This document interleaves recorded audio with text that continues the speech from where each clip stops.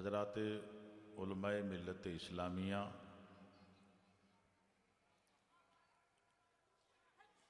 حضرات سادات کرام،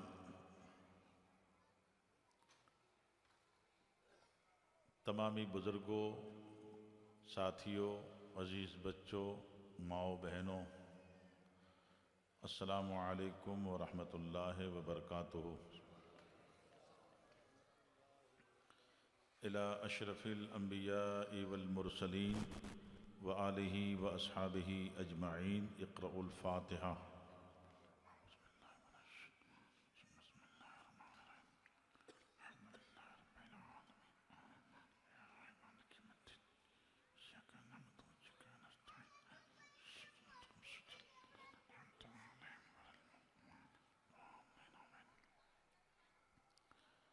قال اللہ تبارک و تعالی فی شان حبیبہ الکریم، اعوذ باللہ من الشیطان الرجیم، بسم اللہ الرحمن الرحیم، ان اللہ وملائکتہ یصلون علی النبی یا ایہا الذین آمنوا صلوا علیہ وسلموا تسلیما۔ اللہم صل وسلم وبارک علی سیدنا و نبینا و مولانا محمد وآلہ وصحبہ دائما ابدا، وافوض امری الی اللہ ان اللہ بصیر بالعباد برحمتک۔ شکریہ جان۔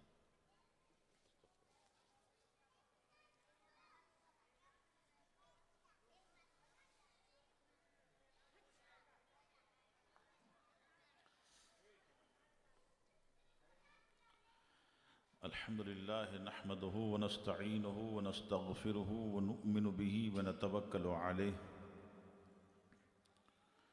ونعوذ باللہ من شرور انفسنا ومن سیئات اعمالنا،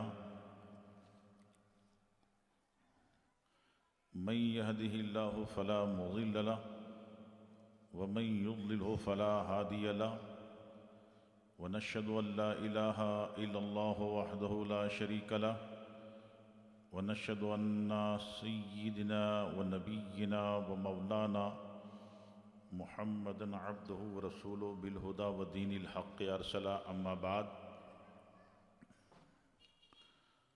فقد قال الله تبارك وتعالى في القرآن المجيد والفرقان الحميد،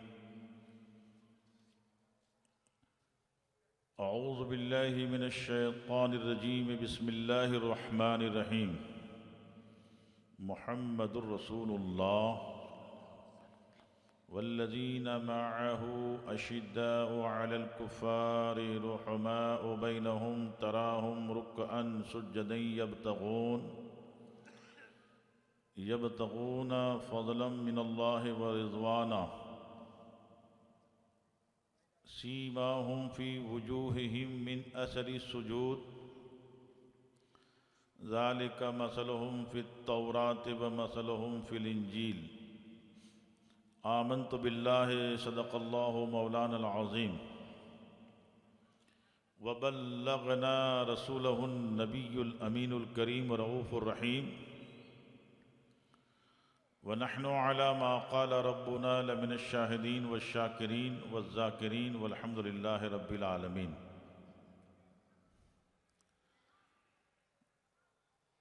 محبت کے ساتھ بارگاہ رسالت مآب و آل و اصحاب رسالت مآب صلی اللہ تعالیٰ علیہ وسلم میں درود و سلام کا نذرانہ پیش کریں اور پڑھیں، اللہم صلی وسلم وبارک علی سیدنا و نبینا و مولانا محمد معدن الجود والکرم، منبع العلم والحلم والحکم وآلہ العظام واصحابہ الفخام، صلاۃ و سلاما علیک یا رسول اللہ صلی اللہ تعالی علیہ وآلہ واصحابہ اجمعین۔ طوبہ میں جو سب سے اونچی نازک سیدھی نکلی شاخ، مانگوں نعت نبی لکھنے کو روح قدس سے ایسی شاخ، مولا گلبن رحمت زہرا سبتین اس کی کلیاں پھول، صدیق و فاروق و عثمان حیدر ہر ایک اس کی شاخ، اصدق الصادقین سید المتقین، چشم و گوش وزارت پہ لاکھوں سلام، وہ عمر جس کے آداب پہ شیدا سقر، اس خدا دوست حضرت پہ لاکھوں سلام، نور کی سرکار سے پایا دوشالہ نور کا، ہو مبارک تم کو ذوالنورین جوڑا نور کا۔ میرے بزرگوں، میرے بھائیوں، ماؤں بہنوں،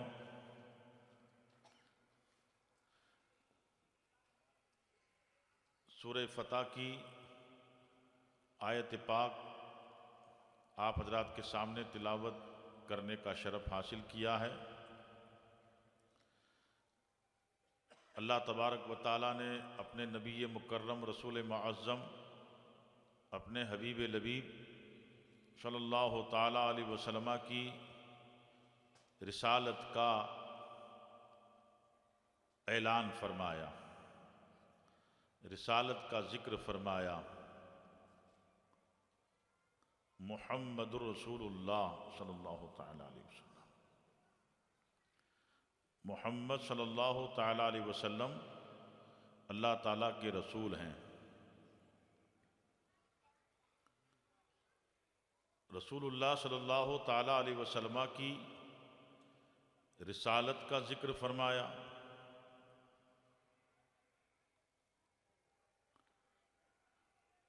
اور اللہ تبارک و تعالیٰ نے اپنے نبی صلی اللہ تعالیٰ علیہ وسلم کی زبان سے بھی اعلان کروایا۔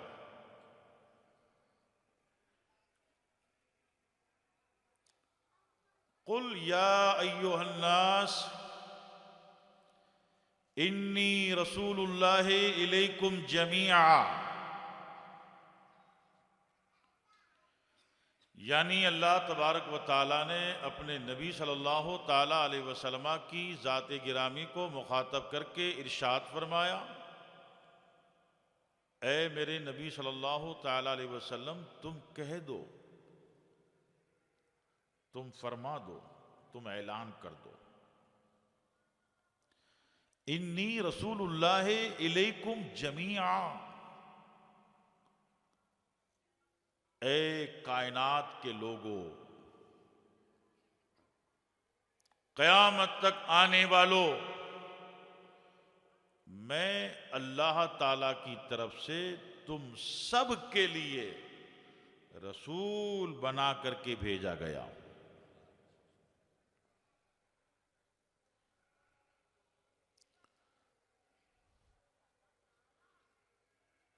اللہ کے نبی صلی اللہ تعالیٰ علیہ وسلم نے اپنی نبوت و رسالت کے تعلق سے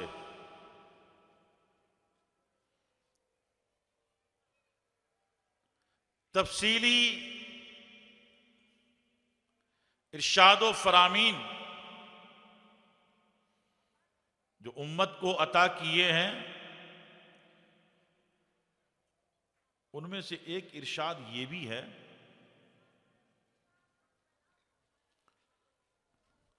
انما بعثت الی الخلق کافہ، او کما قال صلی اللہ تعالی علیہ وسلم، یعنی اللہ تبارک و تعالیٰ نے مجھے اپنی ساری مخلوقات کے لیے رسول بنا کے بھیجا۔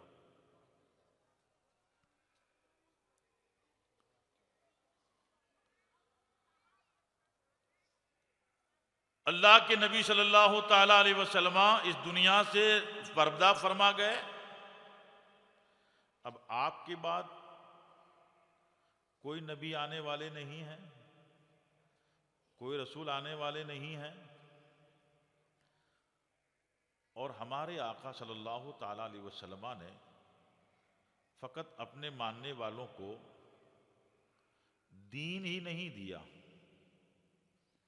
دھرم ہی نہیں دیا، مذہب ہی نہیں دیا بلکہ دین دیا، دھرم دیا اور مملکت، ریاست، ملک دیا،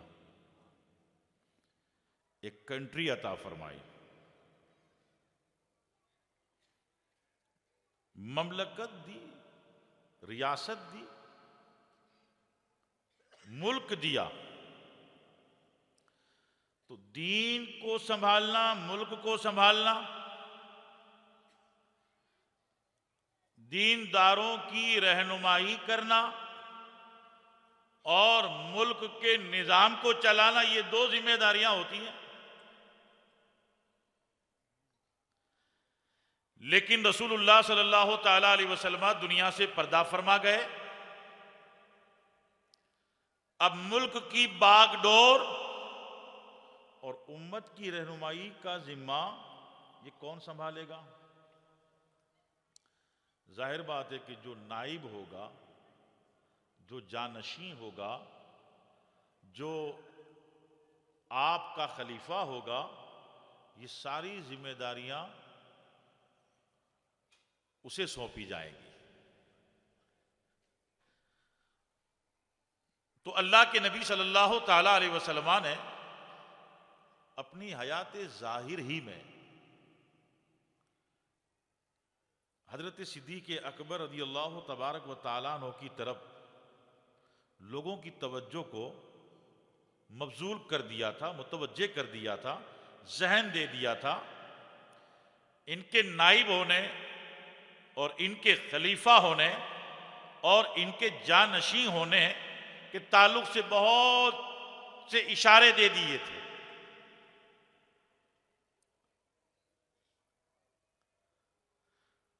قرآن پاک میں آپ دیکھیں گے جس میں اللہ تبارک و تعالیٰ نے اپنے نبی صلی اللہ علیہ وسلم کی رسالت کا ذکر فرمایا، رسالت کا اعلان فرمایا۔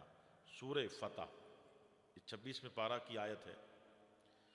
اللہ تعالیٰ نے ارشاد فرمایا، محمد رسول اللہ صلی اللہ تعالیٰ علیہ وسلم، حضرت محمد صلی اللہ تعالیٰ علیہ وسلم اللہ تعالیٰ کے رسول ہیں۔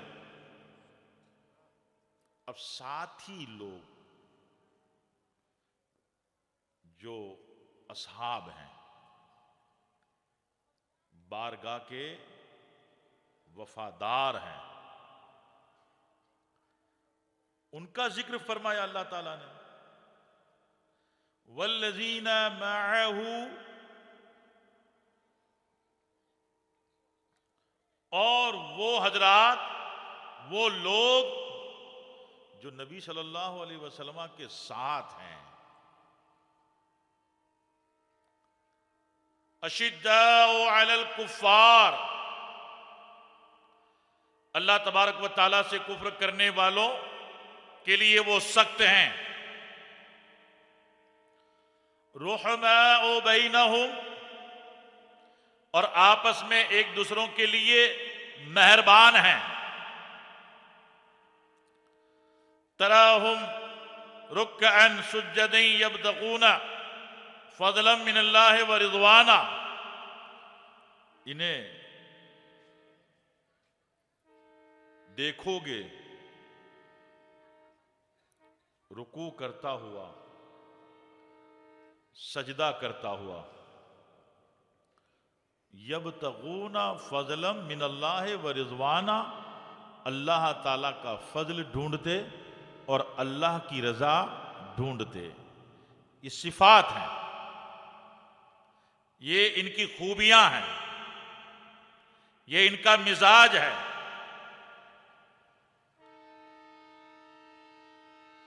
اصحاب کرام میں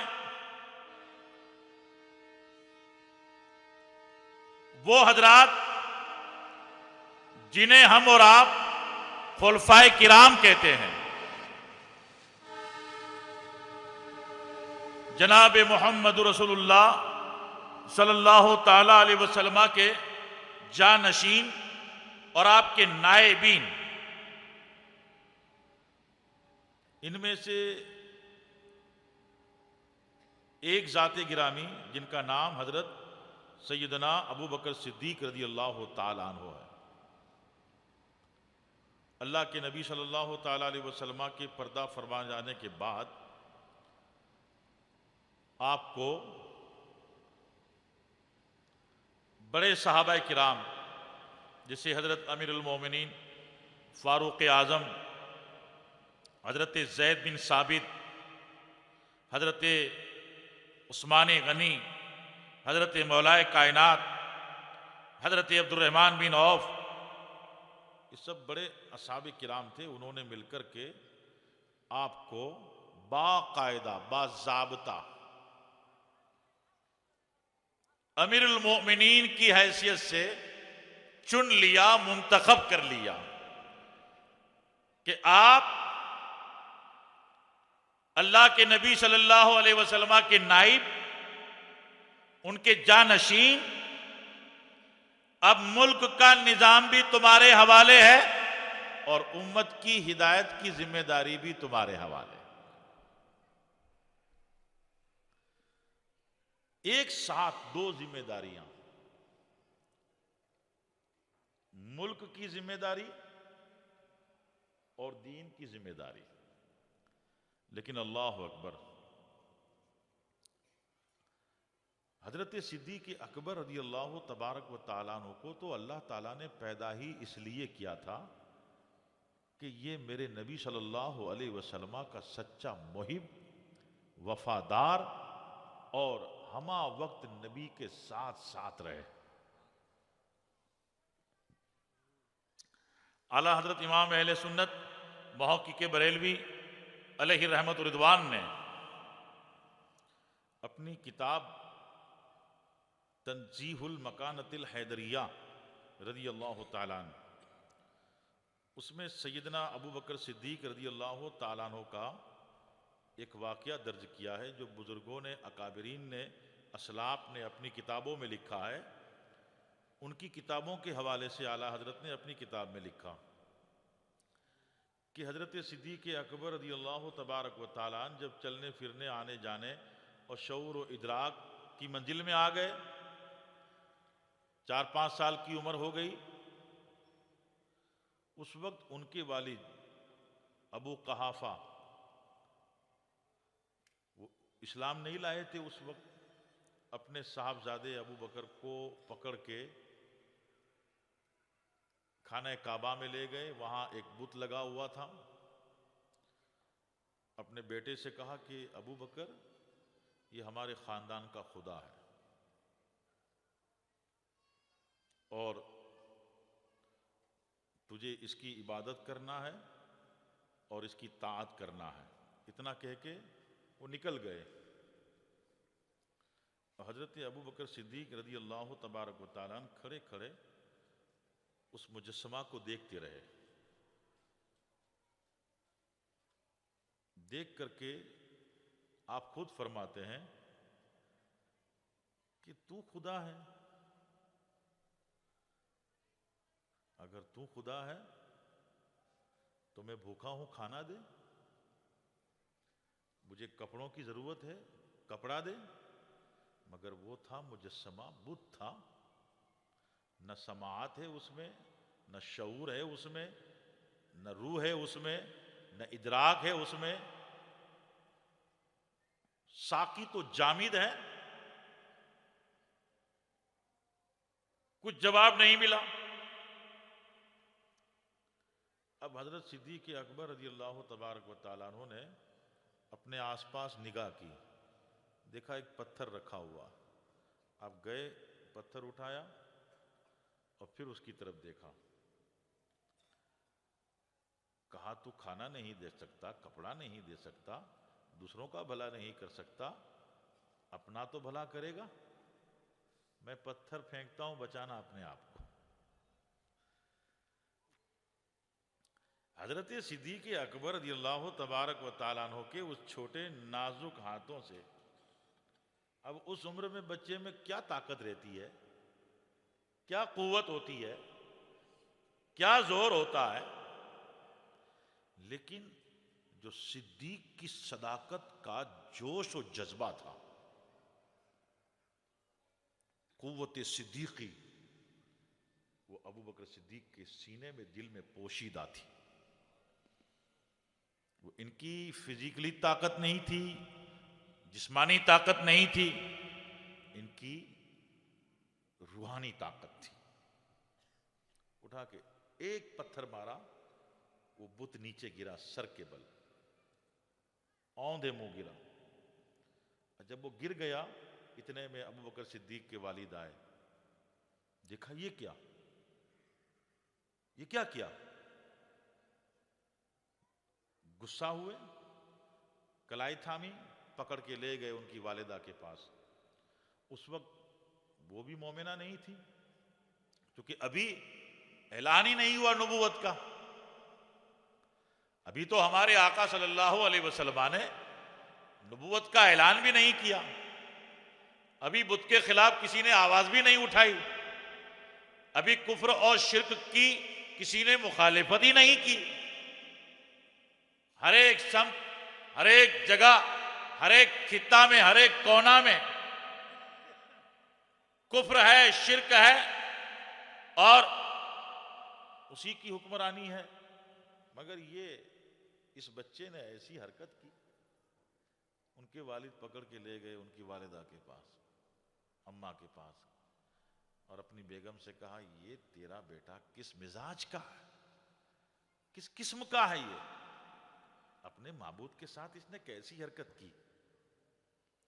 تو حضرت ابو بکر صدیق کی والدہ نے کہا اپنے شوہر سے، اے ابو قحافہ سن لے،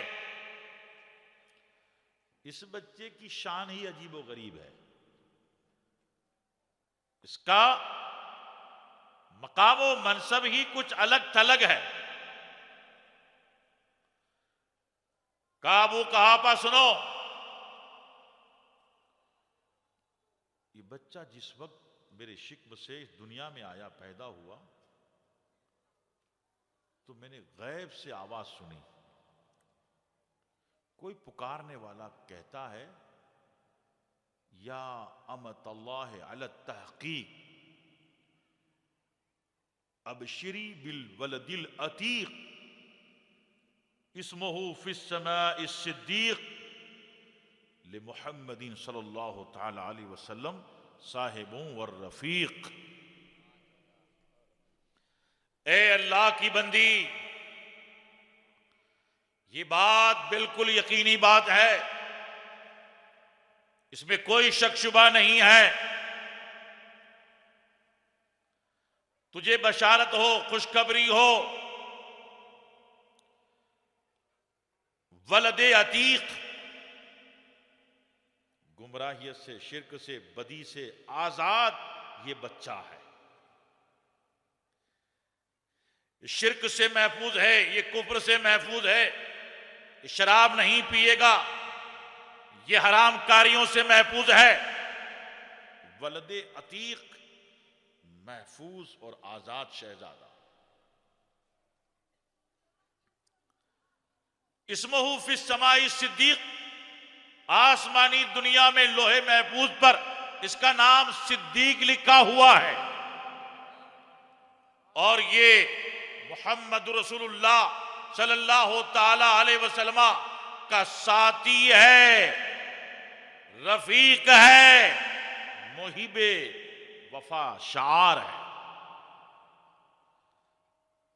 اور یہی بات آپ دیکھیں گے آگے، حضرت ابو بکر صدیق رضی اللہ تعالی عنہ کو سارے صحابہ میں سب سے افضل، سب سے بالا منصب اور سب سے بزرگ مقام دیا گیا. افضل الخلق بعد الانبیاء والمرسلین علیہم الصلاۃ والتسلیمات. نبیوں کے بعد، رسولوں کے بعد، اللہ تبارک و تعالیٰ کی کائنات میں سب سے افضل ذات گرامی حضرت ابو بکر صدیق رضی اللہ تعالیٰ عنہ کی ہے. تو اتنی افضلیت، اتنی بزرگی کیوں دی گئی؟ ایک حدیث پاک میں ہمارے آقا صلی اللہ علیہ وسلم ارشاد فرماتے ہیں، ما فاق ابو بکر بکثرت الصلاۃ والصيام ولكن بشيء وقر في قلبه. اللہ کے نبی صلی اللہ علیہ وسلم ارشاد فرماتے ہیں کہ ابو بکر صدیق سب سے بلند مقام پا گئے، سب سے اعلیٰ مقام پا گئے، سب سے بزرگ ہو گئے. یہ اس لیے نہیں کہ یہ سب سے زیادہ نمازیں پڑھتے تھے، یہ سب سے زیادہ روزے رکھتے تھے، ولیکن بشیء، لیکن ایک نعمت عظمیٰ جو اللہ تعالیٰ نے ان کے دل میں ودیت کر دی، سینے میں رکھ دی. وہ چیز کون سی ہے؟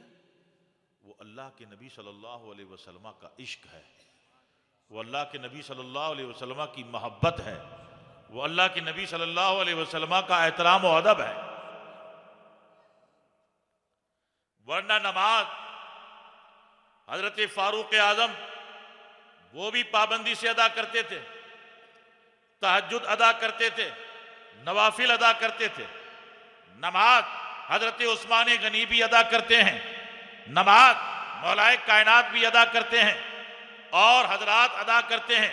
الحمدللہ نماز ان لوگوں کا کوئی سفر ہو، بلکہ میدان جنگ میں بھی ان کی نماز قضا نہیں ہوتی تھی، ایسے وہ نمازی تھے. اور روزہ بھی ایسا ان کا ہوتا تھا، جوانوں کا روزہ، بچوں کا روزہ، عورتوں کا روزہ، بزرگوں کا روزہ. صاحبان نصاب پابندی سے زکوٰۃ دیتے ہیں. کاشت کھیتی باڑی والے ہر فصل سے عشر ادا کرتے ہیں.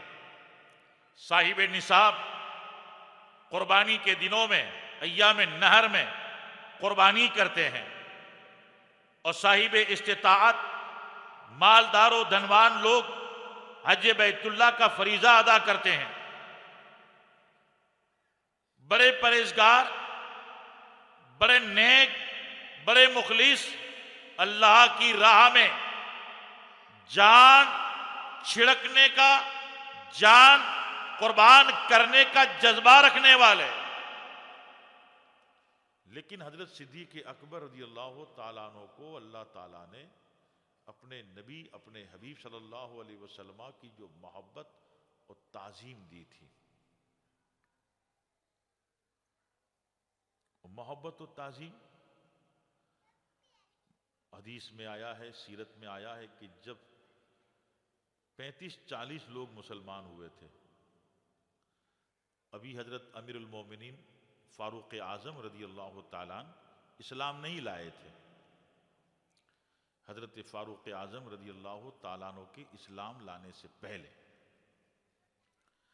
حضرت صدیق اکبر رضی اللہ تبارک و تعالیٰ عنہ ایک مرتبہ نبی صلی اللہ علیہ وسلم سے گزارش کرتے ہیں کہ یا رسول اللہ علیہ الصلوۃ والسلام، ہم چھپ چھپ کر کے نمازیں کب تک پڑھتے رہیں گے؟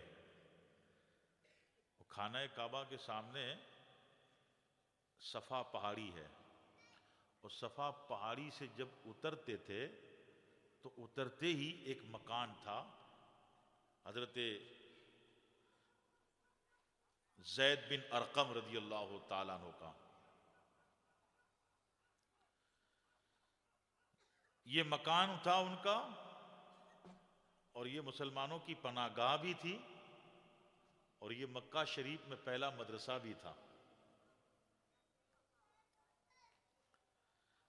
اس مکان میں چھپ چھپ کر کے یا اپنے گھروں میں چھپ کے نماز پڑھتے تھے. مگر حضرت صدیق اکبر رضی اللہ تعالیٰ عنہ سے اب رہا نہیں گیا. اللہ کے نبی صلی اللہ علیہ وسلم کو اور چند صحابہ کو لے گئے خانہ کعبہ کے قریب، اور جیسے ہی نماز پڑھنا شروع کیا، چاروں طرف سے کافرین و مشرکین نے ان لوگوں کو گھیر لیا اور مارنا پیٹنا شروع کیا. حضرت ابو بکر صدیق رضی اللہ تعالیٰ عنہ کو چہرے پہ اس قدر چوٹیں آئی تھیں کہ آپ بے ہوش ہو گئے. جب بے ہوش ہو کے گرے تو آپ کے خاندان، یہ قبیلہ بنی تمیم سے تھے، خاندان بنی تمیم کے لوگ آئے، اٹھا کے ان کے گھر لے گئے اور گھر بستر پہ لیٹایا اور ہوا دیتے رہے، پانی چھڑکتے رہے، کوشش کرتے رہے، جتن کرتے رہے، ہوش آ جائے۔ شام کی وقت ہوش آیا، لیکن جیسے ہی آنکھ کھلی تو ماں کو سامنے دیکھا، ایک طرف باپ بیٹھے ہیں اور پورے خاندان کے لوگ بیٹھے ہیں، تو سب کے چہروں پہ خوشی کے آثار ظاہر ہوئے، سب لوگ مطمئن ہوئے، سب نے راحت کا دم لیا کہ اب ابو بکر صدیق خطرے سے باہر ہو چکے ہیں۔ تو کچھ لوگ کہتے ہیں پانی دو، کچھ لوگ کہتے ہیں کہ نہیں دودھ دو، کچھ لوگ کہتے ہیں کہ کھجور کا شربت دو، کچھ لوگ کہتے ہیں کہ کھانا دو، لیکن حضرت صدیق اکبر رضی اللہ تبارک و تعالیٰ نہ پانی کی طرف دھیان دیتے ہیں، نہ دودھ کی طرف، نہ شربت کی طرف، نہ کھانے کی طرف، نہ گھر کے کسی شخص کے تعلق سے سوال کرتے ہیں، بس ایک ہی سوال، میرے آقا میرے نبی کہاں ہیں، رسول اللہ کہاں ہیں، وہ کیسے ہیں، ان کو چوٹ آئی ہے، ان کو مارا گیا ہے، وہ کہاں ہیں۔ اب جو خاندان کے لوگ بیٹھے تھے انہیں اچھا نہیں لگا، بولے رہ کے شام تک ہوش میں آئے تو انہیں کچھ کھانا چاہیے، ہمارے بارے میں کچھ کہنا چاہیے، مگر یہ تو پھر اپنے ساتھی کا ذکر کر رہے ہیں، اپنے دوست کا ذکر کر رہے ہیں۔ لوگ کھڑے ہو کے چلے گئے۔ ماں ہے وہ بے چین ہے، باپ ہے وہ پریشان ہے، کہا بیٹے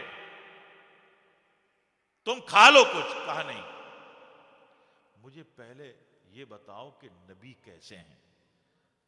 تو کہا بھائی ہم کو بھی پتا نہیں وہ کیسے ہیں، ان کا کیا حال ہے۔ تو ابو بکر صدیق نے کہا کہ عمر بن خطاب کی بہن یہ ایمان لائی تھی، بہنوں ایمان لائے تھے، کہا ان سے پوچھو۔ تو ماں شام کو جب سورج غروب ہو جاتا ہے فاروق اعظم کی بہن کے گھر جاتی ہے اور پوچھتی ہے کہ محمد کہاں ہیں، وہ کیسے ہیں، مگر اس وقت کیونکہ جانتی تھی کہ یہ اسلام نہیں لے آئی، اس نے کلمہ نہیں پڑھا، اس لیے کچھ بتانا مناسب نہیں سمجھا۔ کہا مجھے پتہ نہیں ان کی حالت کیسی ہے، مجھے کچھ معلوم نہیں۔ کہا ایک کام کرو، ابو بکر نے بھیجا ہے اور وہ بے چین ہے، وہ کچھ کھا نہیں رہا، کہا ایک کام کرو میں آ رہی ہوں ابو بکر صدیق کے ملنے، میں ان کو دیکھنے آ رہی ہوں، چلو۔ فاروق اعظم رضی اللہ تعالیٰ عنہ کی بہن صاحبہ فاطمہ ام جمیل رضی اللہ تعالیٰ عنہ جب حضرت صدیق اکبر رضی اللہ تعالیٰ عنہ کے پاس آئی، بیٹھی، تو انہوں نے دیکھا کہ حضرت ابو بکر صدیق کے پورے چہرے پہ ورم ہے، جگہ جگہ زخم ہے۔ یہ حالت دیکھ کے وہ خود رونے لگی۔ کہا بھائی ابو بکر اس قدر مارا؟ کہا ٹھیک ہے میرا جو بھی ہو، لیکن تم بتاؤ نبی کیسے ہیں؟ تو انہوں نے ابو بکر صدیق کی ماں کی طرف دیکھا تو ابو بکر صدیق نے کہا اس کا خوف مت کرو، اس سے کوئی خطرہ نہیں، میری ماں ہے، تم بتاؤ۔ کہا ابو بکر نبی سلامت ہیں، نبی خیریت سے ہیں، اور اس وقت زید بن ارقم کے مکان پر ہے۔ اب ماں کہہ رہی ہے کہ بیٹے سن لیا، سلامت ہیں، خیریت سے ہیں، اب تو پانی پی۔ کہا ماں قسم ہے اللہ تعالیٰ کی، ابو بکر صدیق کی آنکھ جب تک نبی کا دیدار نہیں کرے گی کھانا اور پانی اس منہ میں نہیں جائے گا۔ ابو بکر نہ پانی پیے گا اور نہ کھانا کھائے گا جب تک رسول اللہ کا چہرہ نہیں دیکھے گا۔ اب ماں پریشان ہے، کیا کیا جائے؟ کہا بیٹے تب انتظار کرو، راستے پر لوگوں کی آمد و رفت آنا جانا بند ہو جائے اور رات کچھ گزر جائے۔ ماں نے انتظار کیا، بیٹے نے انتظار کیا۔ جب رات تھوڑی گزر گئی، لوگ اپنے اپنے مکانوں میں آرام کرنے لگے اور آنے جانے والوں کا سلسلہ ختم ہو گیا، تب ماں اپنے بیٹے کو لے کے حضرت زید بن ارقم کے مکان پہ پہنچتی ہے، دروازے کو دستک دیتی ہے، دروازہ کھولا جاتا ہے تو گنے چنے صحابہ تھے، اللہ کے نبی تھے۔ ابو بکر صدیق کو دیکھا تو نبی پاک آگے بڑھنے لگے، ابو بکر صدیق نے نبی کو دیکھا تو دوڑنے لگے اور نبی سے معانقہ کیا، نبی سے گلے لگے اور گلے مل کر کے رونے لگے، کہنے لگے یا رسول اللہ اب ابو بکر صدیق کی جان میں جان آئی، اب مجھے راحت ملی، میں بے چین تھا، یا رسول اللہ میں نے آپ کو دیکھا مجھے سکون ہو گیا۔ اللہ کے نبی صلی اللہ علیہ وسلم نے صدیق اکبر کی اس حالت کو دیکھا تو نبی کی آنکھوں میں آنسو آ گئے۔ نبی کہنے لگے ابو بکر اس طرح سے ظالموں نے مارا؟ کہا یا رسول اللہ مجھے مارا ہے، مجھے پیٹا ہے، مجھے زخمی کیا ہے، مجھے اس کا کوئی غم نہیں ہے، مجھے اس کا کوئی دکھ نہیں ہے، مجھے اس کا کوئی درد نہیں ہے، آپ سلامت ہیں، آپ محفوظ ہیں، آپ خیریت کے ساتھ ہیں، الحمدللہ یا رسول اللہ اب مجھے کوئی تکلیف نہیں ہے، میں مطمئن ہوں۔ اب اللہ کے نبی کے سامنے ابو بکر صدیق نے پانی پیا اور کھانا کھایا۔ سوچئے محبت اور عشق کس درجے کا ہوگا۔ اور حضرت عبداللہ بن عمر رضی اللہ تعالیٰ عنہ فرماتے ہیں کہ جس وقت صدیق اکبر ایمان لائے، کیونکہ بڑی عمر کے لوگوں میں سب سے پہلے ایمان لے آئے، اللہ کے نبی صلی اللہ علیہ وسلم نے اسلام کی دعوت دی اور آپ نے اسلام کی دعوت کو قبول کر لیا۔ بڑی عمر کے لوگوں میں چونکہ حضرت امام اعظم ابو حنیفہ رضی اللہ تبارک و تعالیٰ عنہ کے پاس یہ جو روایتیں پہنچی، ایک ام المؤمنین سیدہ خدیجہ کبریٰ رضی اللہ تعالیٰ عنہ، ایک مولا المسلمین مولائے کائنات اسد اللہ مولائے کائنات علی مرتضیٰ کرم اللہ تعالی وجہ الکریم،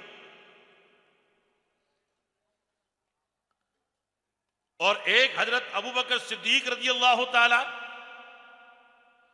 تو روایتوں میں سب میں یہی آیا، سیدہ خدیجہ پہلے ایمان لے آئیں، مولائے کائنات پہلے ایمان لے آئے، ابو بکر صدیق پہلے ایمان لے آئے۔ تو اب اس میں فیصلہ کیسے کیا جائے کہ ان تینوں میں سب سے پہلے کون اسلام لایا؟ تو حضرت امام اعظم ابو حنیفہ رضی اللہ تعالیٰ عنہ نے تطبیق دی، اس کا صحیح جواب دیا اس طرح سے کہ بڑی عمر کے لوگوں میں سب سے پہلے کلمہ پڑھا حضرت صدیق اکبر نے، اور بچوں میں سب سے پہلے کلمہ پڑھا حضرت مولائے کائنات نے، اور عورتوں میں سب سے پہلے کلمہ پڑھا سیدہ خدیجہ کبریٰ رضی اللہ تعالیٰ عنہ نے۔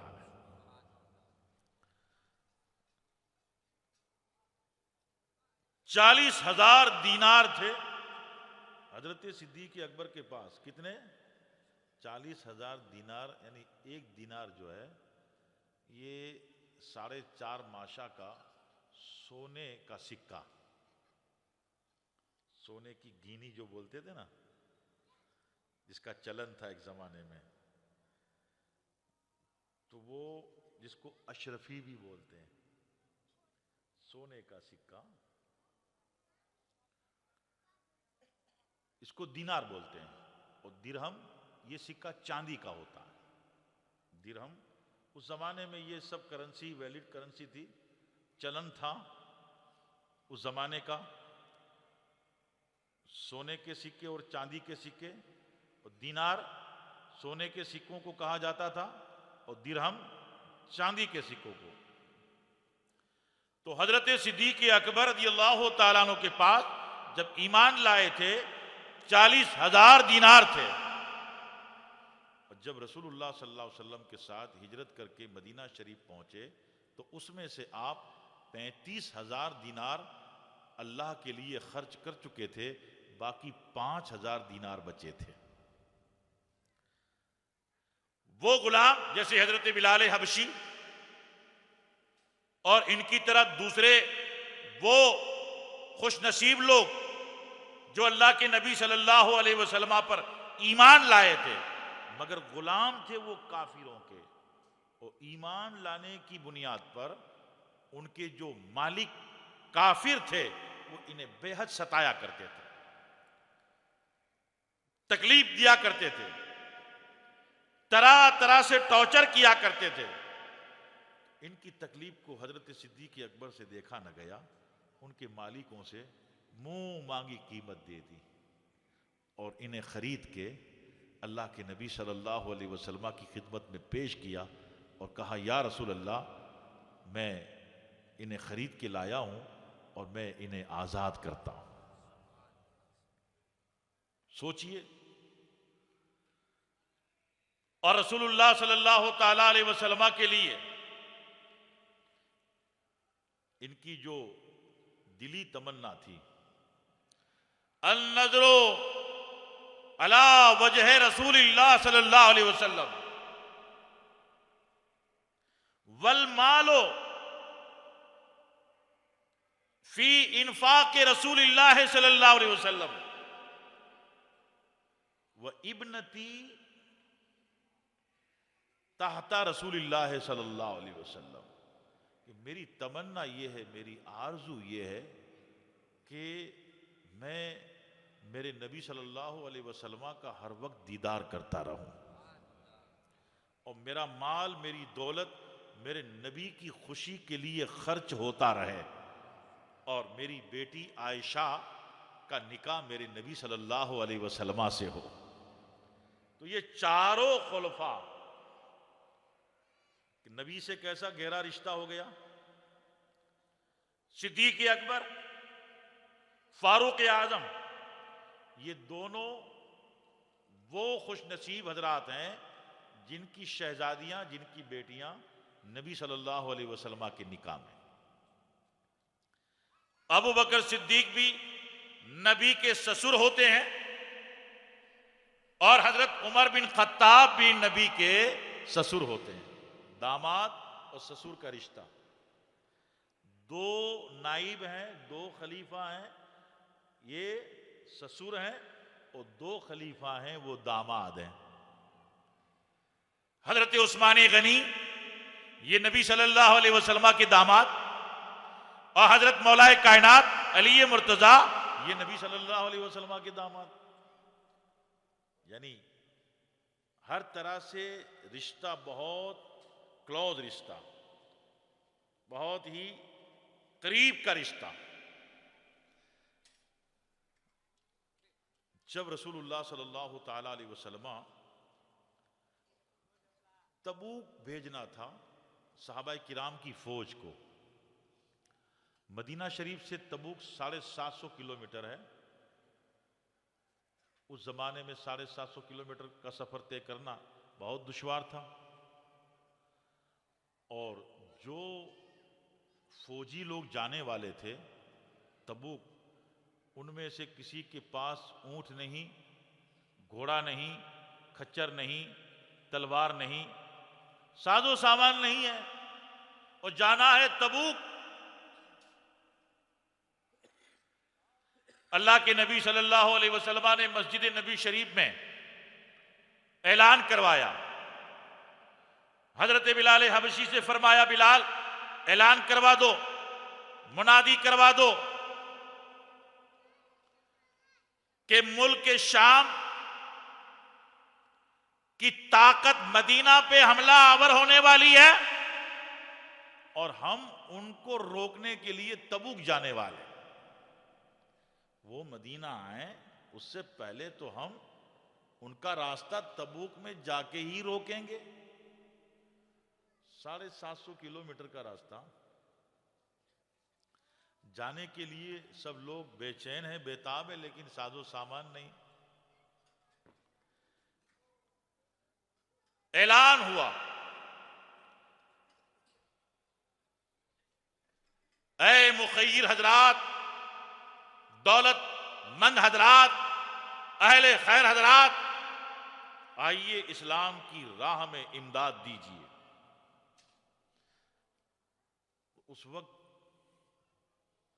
حضرت فاروق اعظم رضی اللہ تعالیٰ عنہ خود فرماتے ہیں کہ میرے پاس بہت ساز و سامان تھا۔ حضرت امیر المومنین عمر فاروق اعظم رضی اللہ تعالیٰ عنہ فرماتے ہیں کہ میرے پاس اس وقت بہت ساز و سامان تھا، اور میں نے دل میں ارادہ کیا کہ جب جب نیکی کا کام ہوتا ہے، خیرات کا کام ہوتا ہے، بھلائی کا کام ہوتا ہے، سخاوت کا کام ہوتا ہے، تو ابو بکر صدیق سب سے آگے آگے ہوتے ہیں، ابو بکر صدیق سب سے پیش پیش ہوتے ہیں۔ آج موقع ہے ابو بکر صدیق سے نیکی اور بھلائی میں آگے بڑھ جانے کا، نیکی میں، بھلائی میں آج ابو بکر صدیق سے آگے بڑھنے کا موقع ہے، چانس ہے۔ فاروق اعظم فرماتے ہیں کہ جو ساز و سامان تھا میرے پاس، جس قدر بھی ساز و سامان تھا، دینار تھے، درہم تھے، جانور تھے، کپڑا تھا، اسلحہ تھا، سب کے دو حصے کیے، دو حصے کیے، دو بھاگ کیے۔ ایک بھاگ گھر والوں کے لیے رکھا، اور ایک حصہ، ایک بھاگ سب اٹھا کر کے اللہ کے نبی صلی اللہ علیہ وسلم کی بارگاہ میں لے گئے۔ ڈھیر لگ گیا سامان کا۔ اللہ کے نبی صلی اللہ علیہ وسلم نے دیکھا تو فرمایا، ما ابقیت لأہلک، اے عمر گھر والوں کے لیے کیا رکھا ہے؟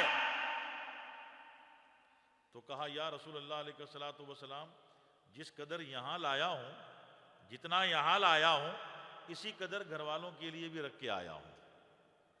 ابقیت مثلہ، اس کی مثل میں نے گھر والوں کے لیے رکھا ہے۔ اب حضرت امیر المومنین عثمان غنی رضی اللہ تعالیٰ، اللہ اکبر، ان کا کیا کہنا، 1000 اونٹ، اور وہ بھی خالی اونٹ نہیں، ساز و سامان سے بھرے ہوئے، کسی پہ اناج ہے، کسی پہ کھجوریں ہیں، کسی پہ کپڑا ہے، کسی پہ پانی ہے، ساز و سامان سے 1000 اونٹ لوڈ ہیں، بھرے ہوئے ہیں، اور ایک بڑی گٹھڑی لائے جس میں 1000 درہم، 1000 دینار، یعنی سونے کے سکے 1000، وہ اللہ کے نبی صلی اللہ علیہ وسلم کی خدمت میں پیش کیے۔ حضرت عبد الرحمن بن عوف، یہ بھی بہت بڑے دھنوان تھے مدینہ شریف کے، انہوں نے بھی 5000 درہم پیش کیے۔ لوگ آ رہے ہیں، کوئی کھجور لے کے آ رہا ہے، کوئی کپڑا لے کے آ رہا ہے، کوئی ڈھال لے کے آ رہا ہے، کوئی تلوار لے کے آ رہا ہے، کوئی تیر و کمان لے کے آ رہا ہے، کوئی طبی چیزیں لے کے آ رہا ہے، آ رہے، قطار لگی ہے، لائن لگی ہے۔ اتنے میں لوگوں نے دیکھا ابو بکر صدیق بھی آ رہے ہیں، اور بہت سا سامان ساتھ میں لا رہے ہیں، لیکن ابو بکر صدیق نے اپنے جسم پہ ایک چادر اوڑھ رکھی ہے، پورے جسم پہ ایک چادر اوڑھی ہے، اور چادر کے سروں میں ببول کے کانٹے پیوست کیے ہیں، بٹن نہیں ہے، ببول کے کانٹے ہیں، کرتا نہیں، تہبند نہیں۔ روزانہ آتے تھے، تہبند پہن کر کے آتے تھے، یا ازار پہن کے آتے تھے، جبہ پہن کر کے آتے تھے۔ آج حضرت صدیق اکبر کا لباس بدل گیا ہے، آج ڈریس بدل گیا ہے، آج امامہ، آج جبہ نہیں ہے، آج کرتا نہیں ہے، آج تہبند نہیں ہے، آج ازار نہیں ہے، ایک چادر پورے جسم پہ اوڑھ کر کے اور چادر کے کونوں پر اور چادر کے سروں میں ببول کے کانٹوں کو پیوستہ کیا، ڈھیر لگا دیا، ساری چیزیں۔ اللہ کے نبی صلی اللہ علیہ وسلم نے ابو بکر صدیق کی طرف دیکھا، فرمایا ابو بکر ما ابقیت لأہلک، گھر والوں کے لیے کیا رکھا؟ تو ابو بکر صدیق عرض کرتے ہیں یا رسول اللہ علیہ الصلوۃ والسلام ابقیت لهم اللہ تعالی ورسولہ صلی اللہ علیہ وسلم، گھر والوں کے لیے اللہ اور اس کے رسول ہیں۔ سبحان اللہ۔ بلبل کے لیے پھول، ایک شعر بہت مشہور ہے، بلبل کو پھول تو شمع کو پروانہ چاہیے، ہم کو رسول اللہ کا دیوانہ چاہیے۔ یہ دیوانہ ہے۔ اللہ اکبر۔ ابھی ہمارے آقا صلی اللہ علیہ وسلم اور صحابہ ابو بکر صدیق کو دیکھ رہے ہیں، یا اللہ یہ کیسا عاشق ہے، خود کے پہننے کے کپڑے بھی لے کے آیا، چادر بھی لے کے آیا، تہبند بھی لے کر کے آیا، ازار بھی لے کر کے آیا، کرتا بھی لے کر کے آیا، اور ایک چادر پہن لی۔ اتنے میں لوگوں نے دیکھا کہ ایک اور شخصیت آتی ہے،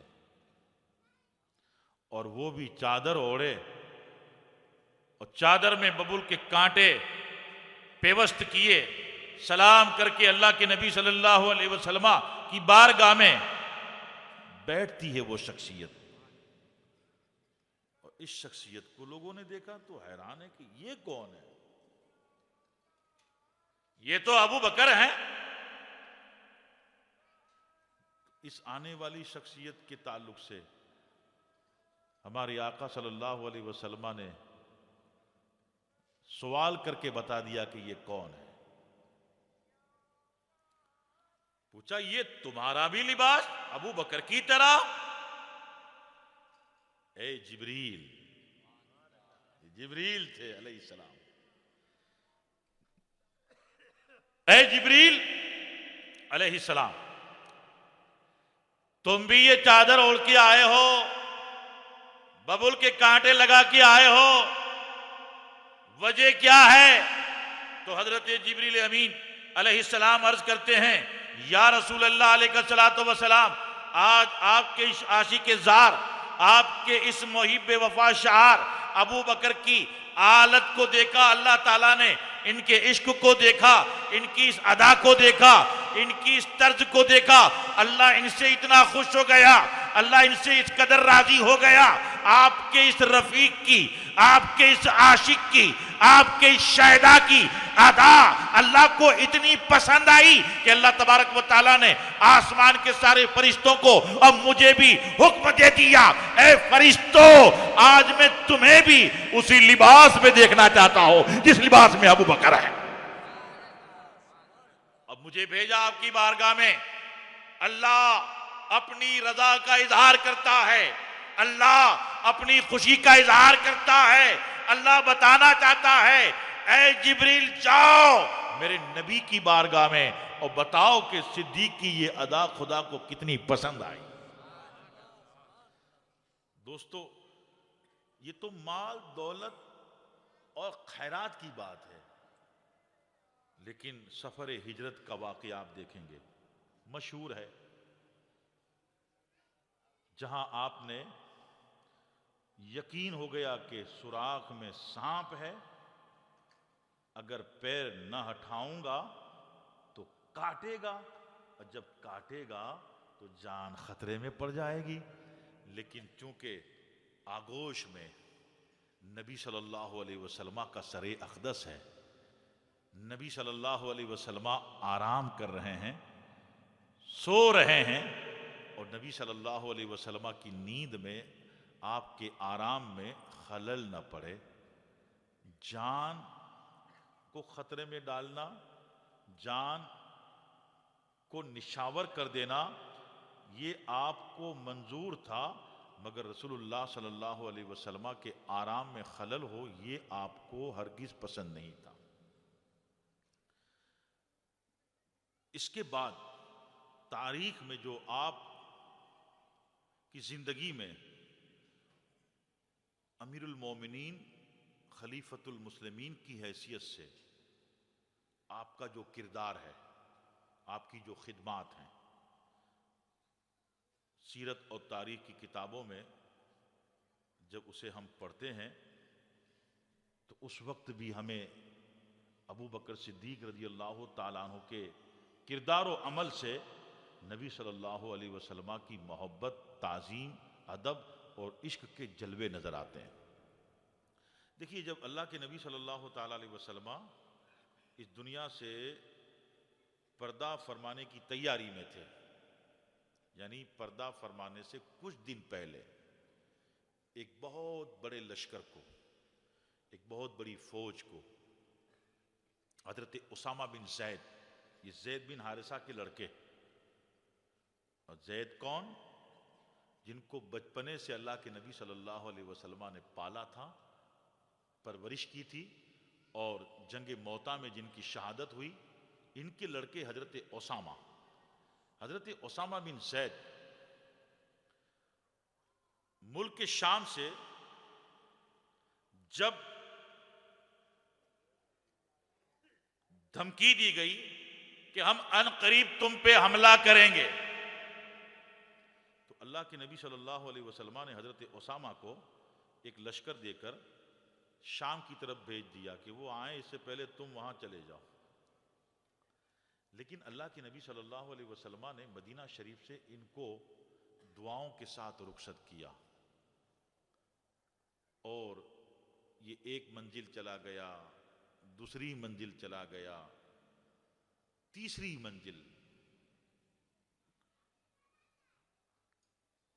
منزل میں تھا کہ ان کو اطلاع ملی اللہ کے نبی صلی اللہ تعالی علیہ وسلم پردہ فرما گئے۔ تو حضرت اسامہ وہاں سے پھر واپس آئے، اور اللہ کے نبی صلی اللہ تعالی علیہ وسلم نے جب وصال فرمایا تو مدینہ شریف اور مدینہ شریف کے آس پاس کی کچھ آبادیوں میں کچھ قبیلوں نے اسلام کو ترک کرنے کا اعلان کیا۔ کچھ لوگوں نے نماز پڑھیں گے، روزہ رکھیں گے، تلاوت کریں گے، زکوٰۃ نہیں دیں گے، زکوٰۃ دینے سے انکار کیا۔ اور ایک شخص تھا، اس کا نام مسیلمہ کذاب، اس نے نبوت کا دعویٰ کیا۔ تو اللہ کے نبی صلی اللہ تعالیٰ علیہ وسلم کے پردہ فرمانے کے بعد حالات اس قدر نازک ہو گئے، اس قدر بگڑ گئے کہ ایک طرف بڑی فوج، یعنی جتنے فوجی تھے، جتنے مجاہد تھے، اور جو ہماری طاقت تھی، وہ تو شام کی طرف جا رہی ہے، تو مدینہ شریف اور مدینہ شریف کے آس پاس اب فوج نہ رہے گی۔ تو جو لوگ اسلام سے بغاوت کرنا چاہتے ہیں ان کے حوصلے بلند ہو جائیں گے، جو لوگ زکوٰۃ کا انکار کر رہے ہیں ان کے حوصلے بلند ہو جائیں گے۔ اور یہ مسیلمہ کذاب، اس نے اچھی خاصی تعداد جمع کی تھی، ایک بہت بڑی تعداد اس کے زیر نگین تیار ہو گئی تھی۔ اتنا ماحول بگڑ گیا تھا کہ حضرت فاروق اعظم اور دوسرے بڑے بڑے صحابہ حضرت صدیق اکبر کے پاس آ کے کہتے ہیں کہ اے امیر المومنین، یہ لشکر جو شام جا رہا ہے، یہاں کے حالات کا تقاضا یہ ہے کہ ابھی اس لشکر کو شام نہ بھیجا جائے، روک لو، تاکہ جو قبیلے بغاوت کرنا چاہتے ہیں ان کی بغاوت کو ہم روک سکیں، جو لوگ زکوٰۃ دینے کا انکار کر رہے ہیں ہم ان کا بھی علاج کر سکیں۔ اور مسیلمہ کذاب اگر مدینے پہ چڑھائی کرے گا تو ہم اس کو بھی جواب دیں گے، فوج نہ ہوگی تو ہم کیا کریں گے۔ ویسے ان کی بات بھی کافی حد تک صحیح تھی، ان کی رائے بھی ایک حد تک تو بہت معقول رائے تھی، ذہن میں آ رہی تھی۔ مملکت چلانا ہو، وہیوٹ کرنا ہو، انتظام کرنا ہو، ایڈمنسٹریشن کا تجربہ ہو، تو اس طرح کے آئیڈیا، اس طرح کے خیالات آئیں گے۔ لیکن حضرت صدیق اکبر رضی اللہ تعالیٰ عنہ نے اللہ کے نبی صلی اللہ علیہ وسلم کی کس قدر تعظیم کی ہے۔ ابو بکر صدیق رضی اللہ تعالیٰ عنہ نے کیا کہا کہ جس لشکر کو میرے نبی صلی اللہ علیہ وسلم نے پرچم بلند کر کے رخصت کیا ہے، جس فوج کو میرے آقا صلی اللہ علیہ وسلم نے روانہ کیا ہے، اسے میں روک نہیں سکتا۔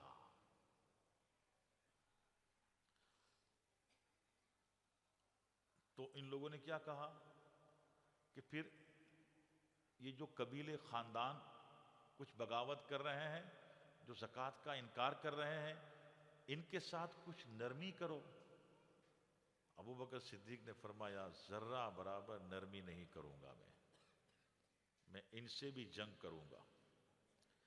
اب صحابہ کرام خاموش ہے، چونکہ امیر المومنین کا حکم ہے، مقتدا ہیں، پیشوا ہیں، نائب رسول ہیں صلی اللہ علیہ وسلم۔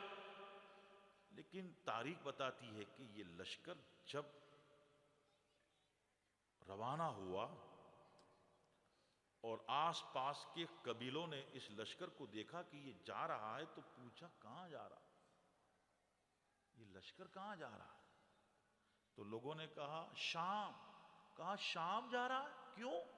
کہا شام والوں نے دھمکی دی ہے کہ ہم مدینہ پہ اٹیک کرنے والے ہیں، مدینہ پہ چڑھائی کرنے والے ہیں، تو یہ ان کے سامنے جا رہے ہیں ان کا راستہ روکنے۔ تو پھر وہ قبیلے اور خاندان جو بغاوت کر رہے تھے، زکوٰۃ کا انکار کر رہے تھے، انہوں نے آپس میں بیٹھ کے مشورہ کیا کہ جب شام فوج کو بھیجا جا سکتا ہے، شام کی طرف لشکر کو بھیجا جا سکتا ہے، تو پھر ہم تو مدینے کے قریب ہیں، ہمارا کیا ہوگا؟ اس لیے بھلائی اسی میں ہے، بہتری اسی میں ہے کہ ہم بغاوت نہ کریں۔ اور جن لوگوں نے زکوٰۃ دینے کا انکار کیا تھا، ان لوگوں نے بھی اپنے ارادے بدل دیے۔ یہ لشکر گیا، الحمدللہ بڑی شان و شوکت سے کامیاب واپس آیا۔ اور جب واپس آیا تو وہ مسیلمہ کذاب جس نے نبوت کا دعویٰ کیا تھا، کہا تھا کہ میں نبی ہوں معاذ اللہ، ابھی تو اللہ کے نبی صلی اللہ علیہ وسلم نے پردہ کیا ہے، ابھی تو زیادہ عرصہ نہیں گزرا اور یہ فتنہ کھڑا ہوا۔ حضرت صدیق اکبر رضی اللہ تبارک و تعالیٰ عنہ نے حضرت خالد بن ولید کو یہ ذمہ داری سونپی۔ یہ مسلمہ کذاب جس نے نبوت کا دعویٰ کیا تھا، اس کے خلاف مسلمانوں نے میدان میں اتر کے جنگ کی، اور بہت بڑے مارکا کی جنگ ہوئی۔ بہت بہادر تھا وہ، اور بڑا عیار و مکار تھا، لڑتا رہا۔ اب وہ شخص جنہوں نے احد کے میدان میں اللہ کے نبی صلی اللہ علیہ وسلم کے پیارے حقیقی چچا حضرت امیر حمزہ رضی اللہ تعالیٰ عنہ کو شہید کیا تھا، بعد میں اسلام لائے تھے، حضرت وحشی رضی اللہ تعالیٰ عنہ، وہ بھی اس جنگ میں شریک تھے۔ انہیں بہت افسوس ہوتا تھا کہ میں نے کفر کی حالت میں ایک ایسی شخصیت کو شہید کیا ہے کہ مجھے اس قدر افسوس ہے۔ اسلام لے آیا، میرے نبی نے مجھے معاف کر دیا، لیکن اب بھی میرے دل کو اتنا کھٹکا ہے، اتنا دکھ ہے کہ میں اس کی تلافی کے لیے کیا کروں۔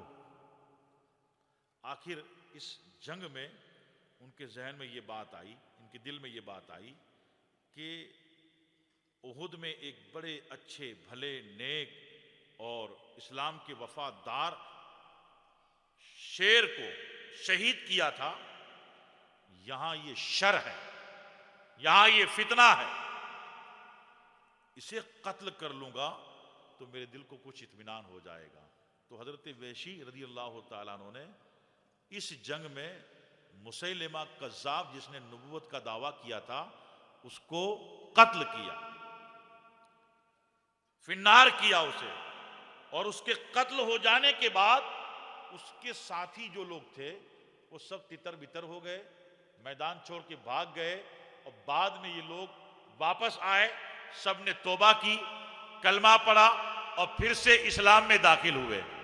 حضرات، یعنی ابو بکر صدیق رضی اللہ تعالیٰ عنہ کے خلافت پہ اور نیابت نبوی صلی اللہ علیہ وسلم کے عہدے پر جلوہ بار ہوتے ہی بڑے بڑے چیلنج سامنے کھڑے تھے، اتنے بڑے چیلنج تھے کہ بڑے بڑے صحابہ حیران تھے، مگر نبی کی عزت، نبی کا احترام، نبی کی محبت، اللہ تعالیٰ کی ذات پہ توکل اور ایثار اور صداقت کے ساتھ انہوں نے جو قدم اٹھایا ہے، اللہ تبارک و تعالیٰ نے ان کے اٹھنے والے سارے اقدام کو سرخروئی عطا فرمائی، کامیابی عطا فرمائی، اور اللہ تعالیٰ نے فتنوں کو اور ارتداد کو اور گمراہیت و ضلالت کو زیر کر دیا، اور اللہ نے اسلام کو بالادستی عطا فرمائی۔ تو حضرت صدیق اکبر رضی اللہ تعالیٰ عنہ نے 2.5 سال خلافت کی، چونکہ اللہ کے نبی صلی اللہ علیہ وسلم کی وصال کے بعد یہ اندر سے اتنے بے چین تھے، دل ان کا نبی صلی اللہ علیہ وسلم کی جدائی میں بے قرار تھا، اور دن بدن ان کی صحت گرتی جا رہی تھی۔ 2.5 سال آپ نے خلافت کے فریضے کو انجام دیا، اور جب موت قریب آ گئی تو آپ نے حضرت عمر بن خطاب، حضرت عثمان غنی، حضرت مولا کائنات، حضرت طلحہ، حضرت زبیر، حضرت عبد الرحمن اور حضرت سعد بن وقاص، یہ 6 حضرات، عمر بن خطاب کو اس وقت نہیں بلایا لیکن 6 حضرات کو بلایا، اور 6 حضرات کو بلا کر کے انہوں نے وصیت کی کہ عمر کے بارے میں تمہارا سب کا کیا گمان ہے، کیا خیال ہے؟ تو سب نے کہا کہ وہ آپ کے بعد بہت اچھے ہیں، افضل ہیں، لائق ہیں، صلاحیت والے ہیں۔ تو حضرت صدیق اکبر نے کہا کہ اگر عمر کو ہم میرے بعد نائب بنائیں، خلیفہ بنائیں، تو تمہاری رائے کیا ہے؟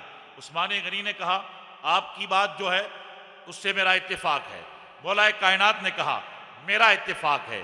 حضرت طلحہ نے کہا میرا اتفاق ہے۔ حضرت زبیر نے کہا میرا اتفاق ہے۔ حضرت عبد الرحمن بن عوف نے کہا میرا بھی اتفاق ہے، اور حضرت سعد بن وقاص نے کہا میرا بھی اتفاق۔ تو اس طرح سے آپ نے پردہ کرنے سے پہلے ہی صاحب الرائے، جو بہترین باہوش لوگ تھے، ان سے مشورہ لے اور ان کی رائے لے کر کے اپنی حیات ہی میں فاروق اعظم کو خلیفہ ڈکلیئر کر دیا۔ حضرت صدیق اکبر کی تمنا تھی کہ جب مجھے موت آئے مجھے غسل دے دو، کفن پہنا دو، میری نماز جنازہ پڑھو اور میرا جنازہ تیار ہو جائے تو حضور صلی اللہ علیہ وسلم کے حجرہ پاک کے سامنے میرا جنازہ رکھ دینا اور اجازت لینا، یا رسول اللہ یہ صدیق ہیں آپ کے پہلو میں دفن ہونے کی اجازت طلب کرتے، اگر آپ اجازت دیں تو دفن کیا جائے۔ دیکھیے ادب کتنا ہے، تعظیم کتنی ہے۔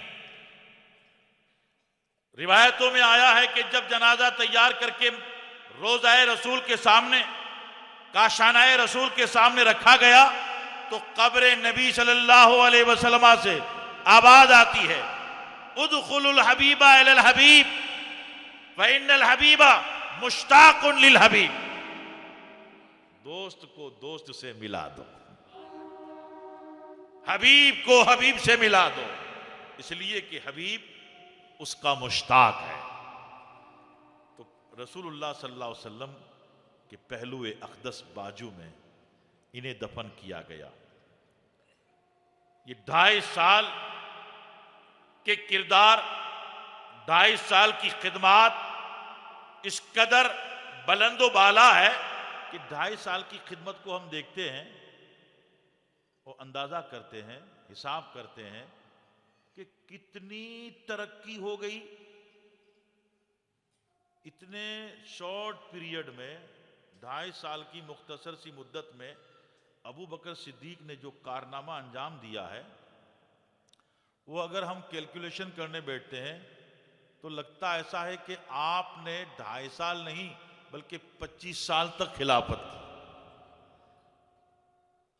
آئیے تشریف لائیے، اور جو عظیم کارنامہ اور جو بڑی تعمیری خدمات ملت کی، ملک کی، قوم کی، دین کی 2.5 سال کی مدت میں آپ نے انجام دی ہے، وہ آپ کی ایک کرامت ہے۔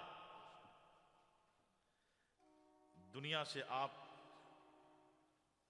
اسی زہر کے اثر سے جو غار ثور میں سانپ نے ڈسا تھا، سانپ نے کاٹا تھا، اور رسول اللہ صلی اللہ علیہ وسلم کے سر اقدس کو اپنی آغوش میں لے رکھا تھا، سراغ کے منہ پہ پیر مضبوطی سے رکھا تھا، مگر زہر جب پھیلنے لگا اور شدت تکلیف جب بڑھ گئی تو تکلیف کی وجہ سے آنکھوں سے اشک ٹپکنے لگے، اور وہ اشک رسول اللہ صلی اللہ علیہ وسلم کے روئے انور پہ گرے، چہرے اقدس پہ گرے۔ تو اللہ کے نبی صلی اللہ علیہ وسلم نے آنکھوں کو کھول کے فرمایا، ابو بکر رو رہے ہو، کیا ہوا؟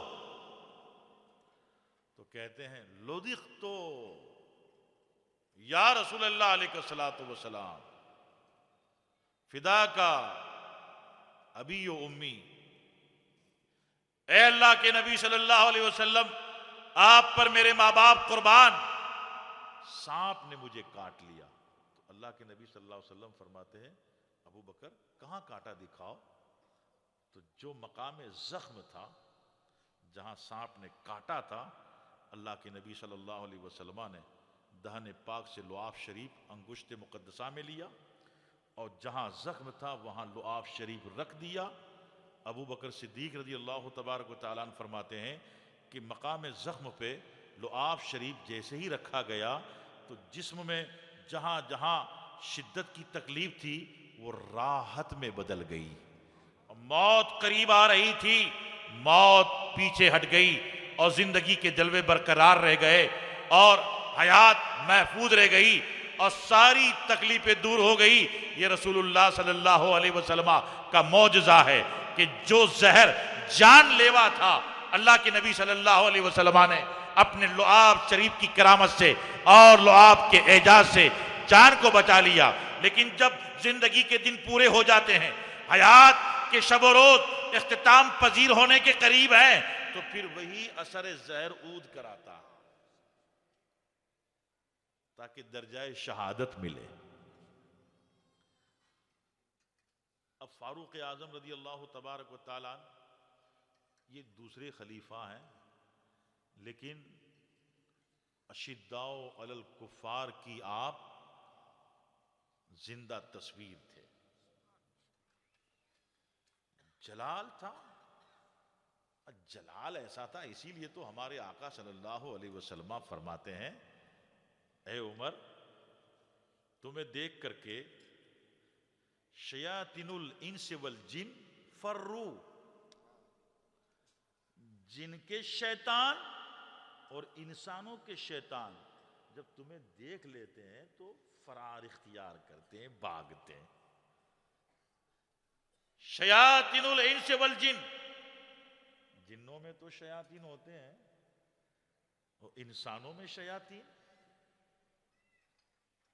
تو ایک تاریخ میں واقعہ آیا ہے، مدینہ شریف میں ایک شخص تھا، کیونکہ کچھ منافقین بھی تھے جو نام اسلامی رکھتے تھے، کلمہ پڑھتے تھے، نمازیں بھی پڑھتے تھے، لیکن رسول اللہ صلی اللہ علیہ وسلم کی تعظیم، آپ کا ادب، آپ کے فضائل، آپ کے مناقب، آپ کے کمالات کے قائل نہیں تھے، منافق تھے۔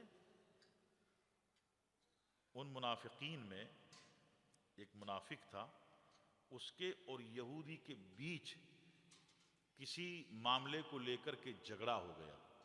کیا ہو گیا؟ جھگڑا ہو گیا۔ اب یہ دونوں مل کر کے اس معاملے کو سلجھانا چاہتے ہیں، تو کہا چلو ہم کسی کو پنچ بنائیں، کسی کو فیصل بنائیں، کسی کے پاس جا کے فیصلہ کروائیں۔ تو اس زمانے میں ایک منافقوں کے سرداروں میں یہودی تھا، کعب بن اشرف، یہ بڑا شرارت کا پتلا تھا، یہودی تھا۔ تو اس منافق نے کیا کہا کہ ہاں ہم فیصلہ کروانے کے لیے کعب بن اشرف کے پاس چلتے ہیں۔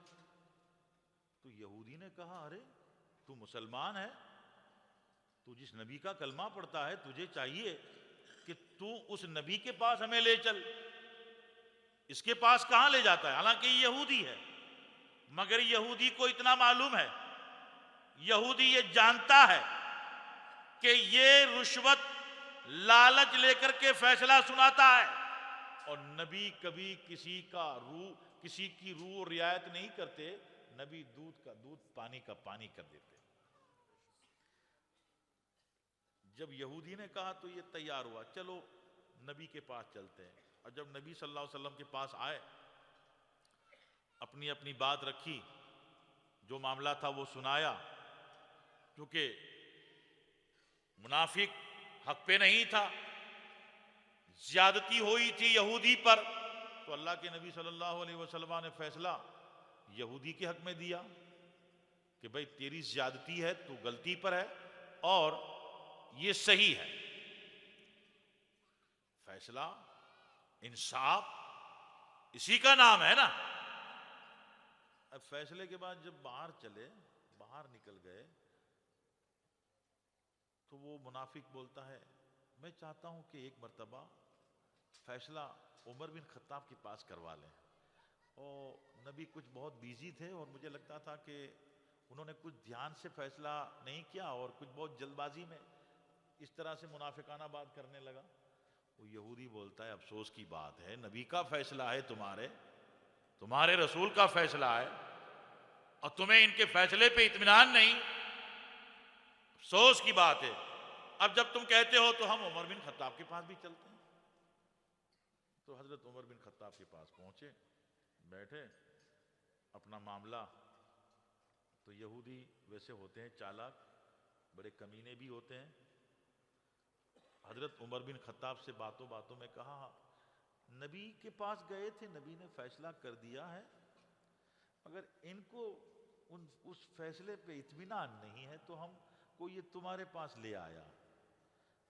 تو فاروق اعظم نے کہا نبی کے پاس ہو کے آئے ہو؟ کہا ہاں۔ اچھا نبی نے فیصلہ کر دیا؟ بولے ہاں کر دیا۔ اسے منظور نہیں؟ بولے ہاں منظور نہیں ہے اس کو، یہ آپ کے پاس آیا۔ کہا ٹھیک ہے، اب میرے بعد کہیں جانے کا موقع نہیں ملے گا، میرے بعد یہ جھگڑا ہی ختم ہو جائے گا، یہ چیپٹر ہی ختم ہو جائے گا، کہیں جانے کی نوبت ہی نہیں آئے گی، بیٹھو یہاں۔ گئے گھر میں، لے کے آئے تلوار، کہو منافق کھڑا ہو، چل باہر چل، مار دی گردن۔ یہودی سے کہا اوے کمینے، جا فیصلہ ہو گیا۔ وہ بھی بھاگا، وہ جو یہاں تھی، جان بچ گئی۔ کہا نبی فیصلہ کریں، نبی انصاف کریں، نبی اپنا ججمنٹ دے دے، اور ان کے فیصلے پہ اطمینان نہ ہو، وہ عمر کے پاس آئے گا فیصلے کے لیے، تو اس کا فیصلہ عمر کی تلوار کرے گی۔ تو چونکہ منافق تھا اور مسلمانوں میں رہتا تھا، مسلمان نام تھا، مسجد میں بھی آتا تھا، تو کچھ صحابہ کرام نے سنا کہ مسلمان کو فاروق اعظم نے قتل کر دیا۔ وہ لوگ نبی صلی اللہ علیہ وسلم کے پاس گئے، کہنے لگے یا رسول اللہ علیہ الصلوۃ والسلام، عمر نے فلاں کو قتل کر دیا، تو اللہ کے نبی صلی اللہ علیہ وسلم نے فرمایا کہ عمر کسی مسلمان کو قتل نہیں کر سکتا۔ نبی نے کہا اور قرآن کی آیت بھی نازل ہوئی، اور عمر نے جو فیصلہ کیا، عمر نے جو قدم اٹھایا، عمر نے جو کچھ کیا، قرآن نے اس کی تائید کر دی اور نبی صلی اللہ علیہ وسلم نے اس کا اعلان کر دیا۔ اسی لیے ہمارے آقا صلی اللہ علیہ وسلم نے فرمایا مصباح اہل الجنہ، عمر جنتیوں کا چراغ ہے۔ لو کان بعدی نبیہ لکان عمر ابن الخطاب، اللہ کے نبی صلی اللہ علیہ وسلم فرماتے ہیں اگر مجھ پر نبوت ختم نہ ہوتی، مجھ پہ رسالت ختم نہ ہوتی، میرے بعد بھی نبوت کا سلسلہ جاری رہتا، میرے بعد بھی رسالت کا سلسلہ جاری رہتا، تو عمر بن خطاب ضرور نبی بنائے گا۔ اتنی اہلیت تھی ان میں، اتنی ایبیلٹی تھی، اتنی صلاحیت تھی، اتنی قابلیت تھی۔ اس لیے آپ دیکھو گے یہ ملک شام، یہ اردن، جارڈن، یہ لبنان، یہ ایران، یہ عراق، یہ مصر، ملک کے ملک فاروق اعظم کے دور خلافت میں فتح ہوتے گئے۔ اچھا، ملک کو فتح کرنا طاقت، فوج اور ساری فوجی طاقتوں پہ ہوتا ہے، فتح کر لیا، مگر فتح کرنے کے بعد اس ملک میں اسلامی انقلاب برپا کر دینا۔ جو فاتح قوم ہوتی ہے اس کا کردار، اس کے اخلاق اور اس کی سیرت اتنی صاف ستھری کہ شام والوں نے کچھ مہینوں کے بعد خود بخود کلمہ پڑھ لیا، مصر والوں نے چند مہینوں کے بعد کلمہ پڑھ لیا، اردن والوں نے کلمہ پڑھ لیا، جہاں جہاں اسلام گیا پورے ایران والوں نے کلمہ پڑھ لیا، عراق والوں نے کلمہ پڑھ لیا، اور اسلام کا قبلہ اول بیت المقدس آج بھی یہودیوں کے ناپاک جبری غاصبانہ قبضے میں ہے، اور بڑی ظالم طاقت کے سپورٹ سے آج بھی وہ غزہ اور فلسطین کے بے سہارا کمزور مسلمانوں کو ظلم اور جبر کا نشانہ بنا رہے ہیں۔ آج بھی اس زمانے میں کرسچن طاقت کے پاس تھا وہ قبلہ اول بیت المقدس۔ تو حضرت فاروق اعظم رضی اللہ تعالیٰ عنہ نے اس پوری فوج کی کمان حضرت ابو عبیدہ بن جراح رضی اللہ تعالیٰ عنہ کو سونپی تھی۔ یہ حضرت ابو عبیدہ بن جراح کون؟ وہ 10 عشرہ مبشرہ جن کا مزار ہم اسرائیل کی بارڈر سے جارڈن کی بارڈر میں آتے ہیں، اور جارڈن کی بارڈر سے پھر بارڈر کے کنارے کنارے بستیاں ہیں۔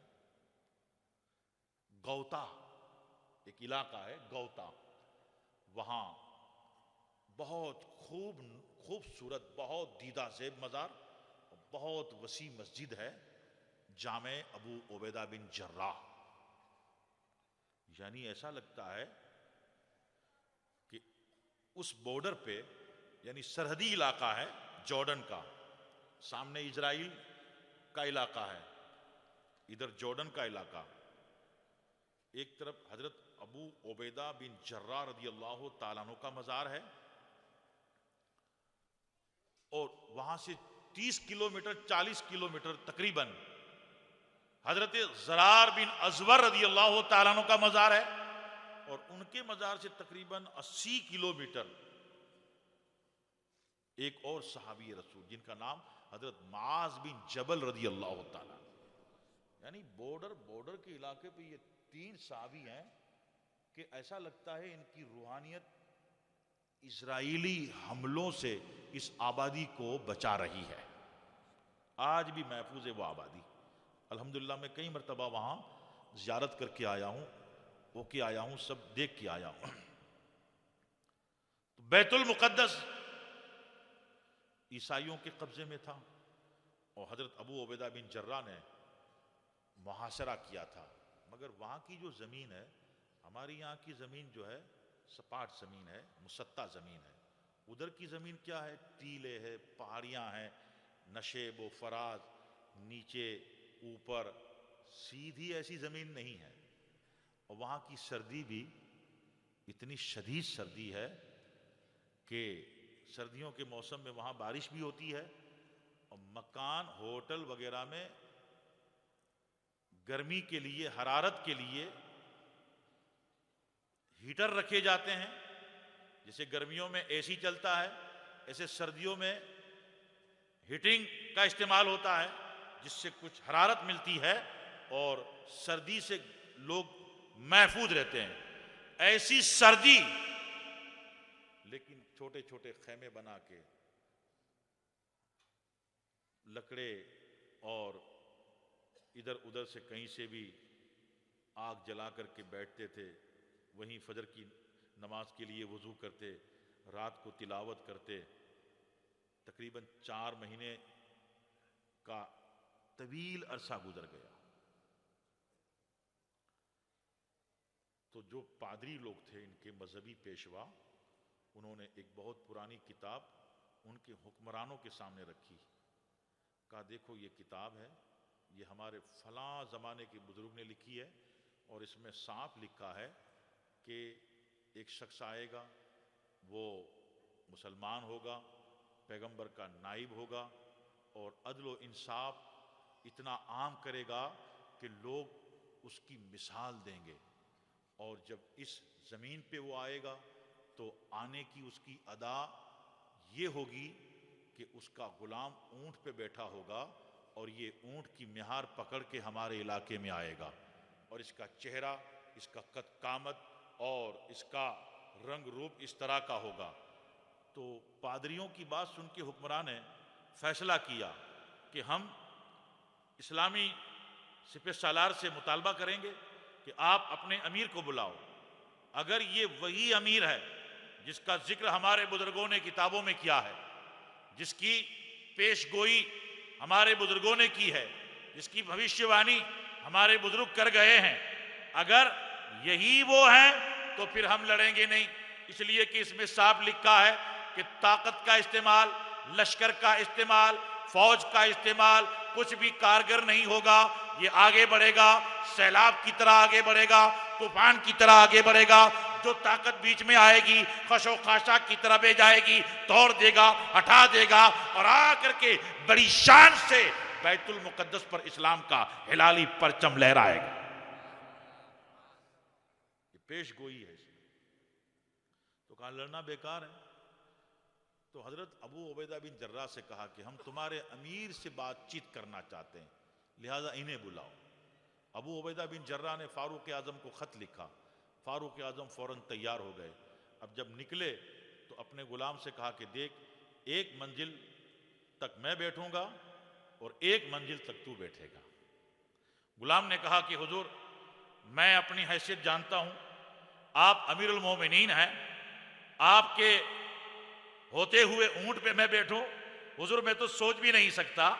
کہا کہ یہ تیرا اپنا خیال ہے، یہ تیری اپنی بات ہے، مگر میں مسلمانوں کا امیر ہوں، اور مسلمانوں کے حقوق جو مجھ پر ہیں اور حقوق کی ادائیگی کا ذمہ مجھ پر ہے، اور برابری اور مساوات کا جو ہمارے نبی صلی اللہ علیہ وسلم نے پیغام دیا ہے کہ غلام ہو، نوکر ہو، آقا ہو، سیٹ ہو، گورا ہو، کالا ہو، ادنا ہو، اعلیٰ ہو، مومن ہے تو مومن ایمان کی بنیاد پر اپنا بھائی ہے، اور جب بھائی ہے تو بھائی کی طرح سلوک کرنا پڑے گا۔ اب اسے کچھ آرگیومنٹ کرنے کی تو بیچارے کو ہمت نہیں ہوئی، کہا حضور جو آپ حکم کریں گے۔ اب باری باری چلتے رہے، کبھی فاروق اعظم بیٹھتے ہیں، غلام چلتا ہے، کبھی غلام بیٹھتا ہے، فاروق اعظم چلتے ہیں۔ اب برابر جب بیت المقدس کا علاقہ آیا، آخری منزل آئی، تو یہ وقت آیا فاروق اعظم کے چلنے کا اور غلام کے بیٹھنے کا۔ اب اونٹ کی رسی مہار امیر المومنین فاروق اعظم رضی اللہ تعالیٰ عنہ کے ہاتھ میں ہے، اور غلام اونٹ پر بیٹھا ہے، اور بیت المقدس شہر کی بڑی فصیلوں سے اور برج سے حکمراں بھی دیکھ رہا ہے، ان کا سپہ سالار بھی دیکھ رہا ہے، ان کے پادری بھی دیکھ رہے ہیں کہ آنے والے آ رہے ہیں، بڑھنے والے بڑھ رہے ہیں، کس شان سے آ رہے ہیں، کس سادگی سے آ رہے ہیں۔ نہ تو کوئی ان کے پاس آرائش ہے، نہ تو کوئی تنگ تراک ہے، نہ ظاہری جاہ و جلال ہے، ایک سادہ سا لباس ہے، ایک سادہ سا امامہ ہے، اور ایک مشکیزہ ہے، کچھ ضروری سامان ہے جو اونٹ پہ لادا گیا ہے، اور ایک شخص اونٹ پہ بیٹھا ہے، ایک شخص اونٹ کی مہار پکڑ کے آ رہا ہے۔ اب پادری کہتا ہے، اے سپہ سالار بتا، اے وزیر بتا، اے حکمراں بتا، ان دونوں میں امیر کون ہے، مقتدا کون ہے، مسلمانوں کا خلیفہ کون ہے؟ تو وزیر نے کہا، بادشاہ نے کہا، سپہ سالار نے کہا، یہ بھی کوئی پوچھنے کی بات ہے؟ یہ بھی کوئی سوال کا مقام ہے؟ ارے جو اونٹ پہ بیٹھا ہے وہ امیر ہے، اور جو مہار تھام کے چلتا ہے یہ غلام ہے۔ اس پادری نے کہا، یہی تو تمہارا دھوکہ ہے، یہی تو تمہاری کمزوری ہے، یہی تو تمہاری فکر کی کمزوری ہے۔ سنو، یہ اسلام کا عدل ہے، یہ اسلام کا مساوات ہے، یہ اسلام کی مساوات ہے، یہ اسلام کا اخوت اور محبت کا ایک پیغام، محبت کا پیغام بھرا سندیش ہے، کردار ہے کہ امیر ہے وہ غلام کو بٹھا کے چل رہا ہے۔ یہ جو لکھا ہے ہو بہو یہ منظر ہے۔ تو پھر حکمراں، وزیر، سپہ سالار، ان لوگوں نے بڑی عزت کے ساتھ مصالحت کی اور بیت المقدس مسلمانوں کو سونپ دیا۔ نہ تلوار چلی، نہ گردن کٹی، نہ خون بہا، نہ کسی کی بستی اجڑی، اللہ اکبر، نہ کسی کا اپمان ہوا۔ تاریخ میں ایسی کوئی مثال نہیں ملتی۔ آج عدل کے نام پر، آج مانوتا کے نام پر، آج وشو شانتی کے نام پر، آج ٹیررزم کا نام لے کر کے ہم مانتے ہیں کہ کچھ ایسے خونخوار لوگ ہیں جو ٹیررزم کرتے ہیں، اتیاچار کرتے ہیں اور اسلام کا نام غلط استعمال کرتے ہیں، لیکن اسلام نے کبھی ٹیررزم کی تعلیم نہیں دی، اسلام نے کبھی آتنکواد کا مزاج نہیں دیا۔ اسلام ہمیشہ سے اخوت میں مانتا ہے، اسلام ہمیشہ سے بھائی چارے کا سندیش دیتا ہے۔ اسلام جہاں جہاں گیا ہے، ستارہ پرست قوم بھی وہاں تھی، اسلام جہاں گیا ہے آتش پرست قوم بھی وہاں تھی، اسلام جہاں گیا ہے وہاں عیسائی بھی تھے، اسلام جہاں گیا ہے وہاں یہودی بھی تھے، یہودی کے کلیسا بھی تھے، یہودی کے چرچ بھی تھے، اور قوم کے عبادت خانے بھی تھے، لیکن اسلامی سپہ سالار کو امیر المومنین کا حکم ہے، خبردار کسی کے مذہبی مقام کو نشان مت بنانا، کسی بھی مذہبی عمارت کو توڑنا مت، کسی بزرگ کو اپمانت مت کرنا، کسی بچے پر تھاک مت جمانا، کسی خاتون کی طرف نگاہ اٹھا کے مت دیکھنا۔ اسلام اپنے معنی میں سلامتی کا پیغام ہے، اور جو سلامتی کا پیغام دیتا ہے وہ کبھی جبر اور زیادتی کا سہارا نہیں لیتا۔ جب مسلمانوں کے ہاتھ میں بیت المقدس سونپنے کا ذکر آ گیا تو حکمراں اس پادری سے کہتا ہے کہ کوئی صورت ایسی ہے، کوئی ایسا راستہ ہے جس سے ہم اس قوم کو شکست دیں اور بیت المقدس ہمارے قبضے میں رہے؟ کہا ہاں، ایک راستہ ہے کہ آبادی میں، بستی میں، لبے سڑک جتنے مکانات ہیں، گھر کی نوعمر بچیاں ہیں، دروازے پہ کھڑی کر دو بے حجاب، کھلے سر، وہ فوج آئے گی، انہیں دیکھے گی، ان کے حسن کو دیکھے گی، ان کی طرف مائل ہوگی، ان کی روحانیت کمزور ہو جائے گی، ان کا تقوی کمزور ہو جائے گا، ان کی روحانی طاقت ٹوٹ جائے گی، اور جب ٹوٹ جائے گی اس وقت ہم حملہ کریں گے تو ہم غالب آ جائیں گے۔ تو قوم میں اعلان کرایا گیا کہ جوان بچیوں کو مکان کی دہلیز کے پاس کھڑا کر دیا جائے۔ اب یہ راستہ ہے، سیدھی سڑک بیت المقدس کی طرف جاتی ہے، مگر فاروق اعظم رضی اللہ تبارک و تعالیٰ عنہ بیت المقدس میں انٹری کے وقت جو خطبہ دیتے ہیں فرماتے ہیں ایک فاتح قوم کا یہ مزاج ہے کہ وہ کسی کی بہو بیٹی کو اپنی بہو بیٹی تصور کرتا ہے۔ ایک فاتح قوم میں عدل اور انصاف کا ایسا جذبہ ہونا چاہیے کہ وہ فقط ملک کو فتح نہیں کرتا بلکہ اس پاکیزہ کردار سے اور اپنے تقدس سے شرم و حیا کی بنیاد پر عدل و انصاف کی بنیاد پر مفتوح قوم کے دلوں کو بھی فتح کر لیتا۔ عمارت کو تو فتح کیا، فکر کو فتح کرو، ذہن کو فتح کرو، دل کو فتح کرو۔ اس لیے نگاہوں کو نیچی رکھو اور ادب و قرینے کے ساتھ اللہ کے گھر کی طرف قدم بڑھاؤ۔ اب پوری فوج گزر رہی ہے، اللہ اکبر۔ عیسائیوں نے دیکھا، نو عمر لڑکیوں نے دیکھا، خواتین نے دیکھا، بوڑھوں نے دیکھا، سپاہیوں نے دیکھا کہ قرآن کے نظام کے مطابق، صاحب قرآن کی تعلیم کے مطابق، اسلام کا ماننے والا اسلام کی صداقت کی اور حیا کی تصویر بن کر قبلہ اول کی طرف اس طرح سے بڑھ رہا ہے کہ شیطان کے مکر و فریب کے سارے داؤ پیچ بیکار ہوتے جا رہے ہیں۔ شیطان نے جو جال تیار کیا تھا وہ جال تقوی کی بنیاد پر، صداقت کی بنیاد پر، محبت رسول کی بنیاد پر، قرآنی نظام کی بنیاد پر، حدیث نبی صلی اللہ علیہ وسلم پر اخلاص کے ساتھ عمل کرنے کی وجہ سے وہ جال تار تار ہونے لگا، ساری اسکیمیں خاک میں ملنے لگی، سارے سپنے تباہ و برباد ہو گئے۔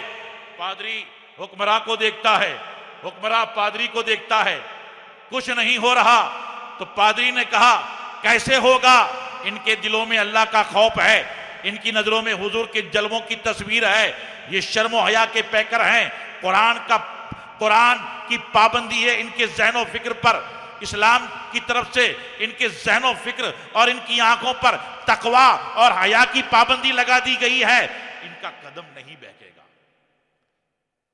پادری نے کہا کہ یہ کردار جس میں ہوتا ہے اسے کوئی دھوکہ و فریب دے نہیں سکتا اور مات نہیں کر سکتا۔ فاروق اعظم رضی اللہ تعالیٰ عنہ کے زمانے میں کئی ملک فتح ہوئے، بیت المقدس فتح ہوا۔ فاروق اعظم رضی اللہ تعالیٰ عنہ اکثر مدینے میں رہتے تھے، بہت سادگی کے ساتھ رہتے تھے، مگر اکثر ایک دعا کرتے تھے، اللہم ارزقنی الشہادہ واجعل موتی فی بلد حبیبک۔ اکثر دعا مانگتے تھے، اے اللہ مجھے شہادت نصیب فرما، واجعل موتی فی بلد حبیبک، اور اے اللہ تعالی مجھے تیرے حبیب کے شہر مدینہ منورہ میں موت عطا فرما۔ صحابہ حیران ہوتے تھے کہ موت بھی طلب کر رہے ہیں، شہادت بھی مانگ رہے ہیں، اور وہ بھی مدینہ میں۔ بھلا مدینے میں کس کی ہمت ہے، کس کی جرت ہے، کس کی طاقت ہے جو امیر المومنین پہ ایک نگاہ اٹھا کے دیکھے، امیر المومنین کو ذرہ برابر خراش پہنچائے، امیر المومنین کو ذرہ برابر ایذا پہنچائے؟ کسی میں طاقت نہیں ہے، کسی میں ہمت نہیں ہے، مگر اللہ اکبر، امیر المومنین کی تمنا، امیر المومنین کی آرزو اللہ تعالیٰ نے قبول کی، شہادت بھی دی اور مدینہ شریف ہی میں موت دی۔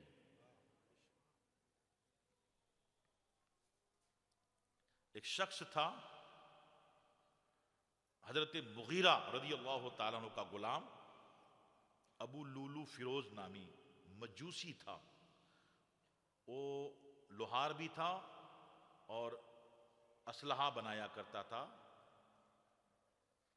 دھاردار چیزیں جیسے تیر، تلوار، خنجر، اور دن بھر کی کافی آمدنی تھی۔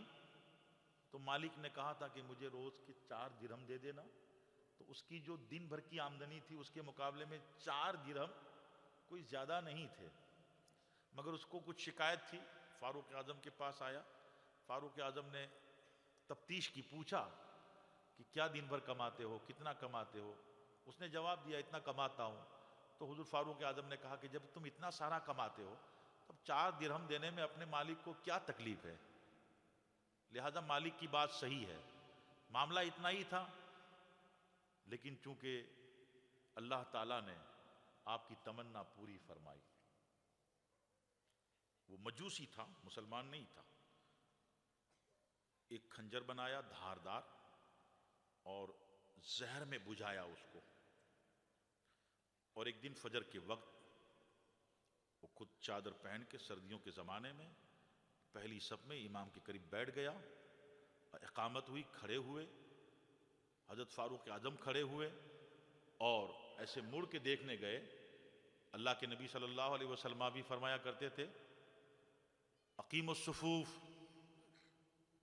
100 برابر ہو جاؤ، صفوں کو درست کرو۔